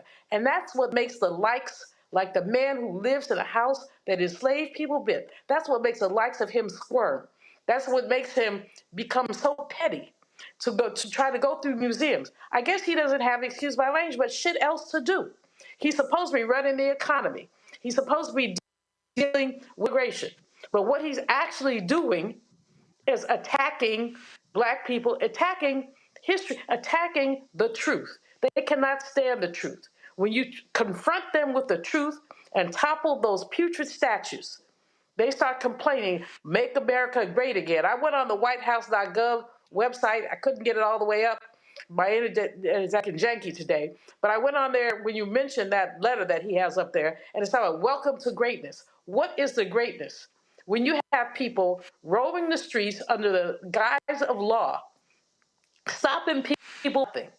You said you were going to fix the economy. He has messed up the D.C. economy because, first of all, you've got the exodus of federal workers, not exodus, the firing of so many federal workers. And now you have ICE overrunning the place. And basically many of our restaurants, clubs, et cetera, are closing. If they're not closing, Saturday night, 14th Street, the young lady told me, she said her favorite place closed at 10 p.m. Usually it's open. Usually they beg to keep it open after 2 a.m. Closed at 10 p.m. because nobody was there. This is what this man has done. He's attempting to destroy America. If I didn't know any better, I would think that he was, well, he is Putin's best friend, but I would think that he came here essentially as a president to destroy this country. But let me say one quick thing last. It's not just about him. This man has gone bankrupt I don't know how many times. Who is behind him? Who props him up? These are the oligarchs who don't want to necessarily make America white again, because if America were white again, they couldn't survive. So white women didn't even know how to feed their children. So enslaved women showed them how to. No. They want to make America white-led again. See, they don't want and white men. Let's be real clear. They don't want Black people, Latinos, Asian Americans, Native Americans, but they don't even want white women. It's real clear what their agenda is. It's real clear. And listen, national media, shame on them for Peter Hegseth retweeting his misogynistic pastor in that video where that pastor said he didn't want women voting. And national media is all silent. All right, y'all, that is it for us. I appreciate Y'all be on the show today. Let me thank Julian. Let me thank Michael. And Matt, you can get back to your pictorial Texas history book. All right. I knew it was coming. Oh, hell yeah, it was coming. Absolutely. And when Michael mentioned John Wayne in the movie The Alamo, that was perfect casting because John Wayne was an absolute racist and white supremacist. An absolute racist who did not believe that black people were prepared to have jobs after the Civil Rights Movement. Y'all, Google that shit. He was a racist. And that's why I'ma always call his punk ass out. All right, y'all, that's it for us. Before we go, let me shout out my man. Let me do this here, y'all. Turn the audio up. My man Kim has a new single out today. I told him I'm gonna give him a shout out. Come on, turn the audio up. Come on, audio, guys. Let's hear it. I want you to ride with me. So Kim has a new song called "Rock with Me," and so y'all download his new song. So always showing some love to the homie Kim, and so congratulations. He's now gone independent again, and he is has his own record label, Chemistry Records, no longer with Motown. So always gotta show some love to my man Kim as well. Again, shout out to my parents and my sister and our family. Today's the 1 year anniversary of my sister Kenya. She passed away on this day a year ago. We were at the Democratic National Convention when I got the call of her passing, and so certainly our love, thoughts, and prayers, not my parents, siblings, but also her 4 daughters as well. Folks, that's it for us. Tomorrow I'm going to be in Jackson, Mississippi. Speaking, give me 1 second. Let me read it for you. I'm going to be there giving a keynote speech for the Institute for Advancement of Minority Health in Jackson, Mississippi. So we're looking forward to that. It's called Prevention, Power, and Progress, the Future of Black Men's Health. We will be there at the Benny Thompson Academic and Civil Rights Research Center on the campus of Tougaloo College. And so look forward to, I think this will be my first time at Tougaloo. So look forward to that. Y'all better be sure to give me some swag so I can wear it on the show, Tougaloo. And so again, we'll be there. My keynote will be between 12:45 and 1:45 tomorrow. All right, folks. That's tomorrow. And then Monday, I'll be live from Atlanta. Chris Tucker is having his celebrity golf tournament. I'm handling his auction. So I'll be live from Atlanta on actually Monday and Tuesday because I've got some sitting down with Pastor Jamal Bryan and his podcast on Tuesday as well. So I'll be broadcasting Roland Martin Unfiltered from Atlanta Monday and Tuesday. Folks, don't forget, support the work that we do here at Roland Martin Unfiltered and the Black Star Network. Of course, my show, the other shows we have on the network. We're building, we're expanding, trying to do more. And in fact, I'm looking to hire somebody. I'm looking for an amazing videographer and editor. I want somebody who is very creative. So when I'm doing this traveling, we can come back and put together some amazing videos. Also, when we do our one-on-ones, have them as a member of the team. And so I'm looking. So listen, a lot of young folks out there, and so we want the ability to be able to edit things quickly for social media, but also for our show as well. And so if y'all got somebody, and if you're going to send a resume, you better send links to your work as well at roland@blackstarnetwork.com. I'm going to post a job posting later today. But again, I'm looking for somebody who's really, really creative. And I'm talking about shooting video. I'm talking about editing video, utilizing drones. And so if you think you got the skills, send me an email, roland@blackstarnetwork.com. Folks, support the work that we do. Join our Bring the Funk fan club.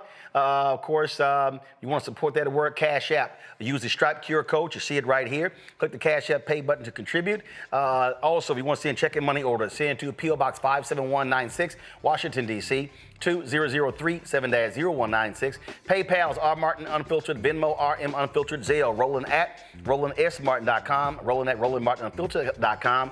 Download the Black Star Network app, Apple phone, Android phone, Apple TV, Android TV, Roku, Amazon Fire Fire TV, Xbox One, Samsung Smart TV. You also, of course, can get my book, White Fear, How the Browning of America is Making White Folks Lose Their Minds. Available bookstores nationwide. Get the audio version I read on Audible.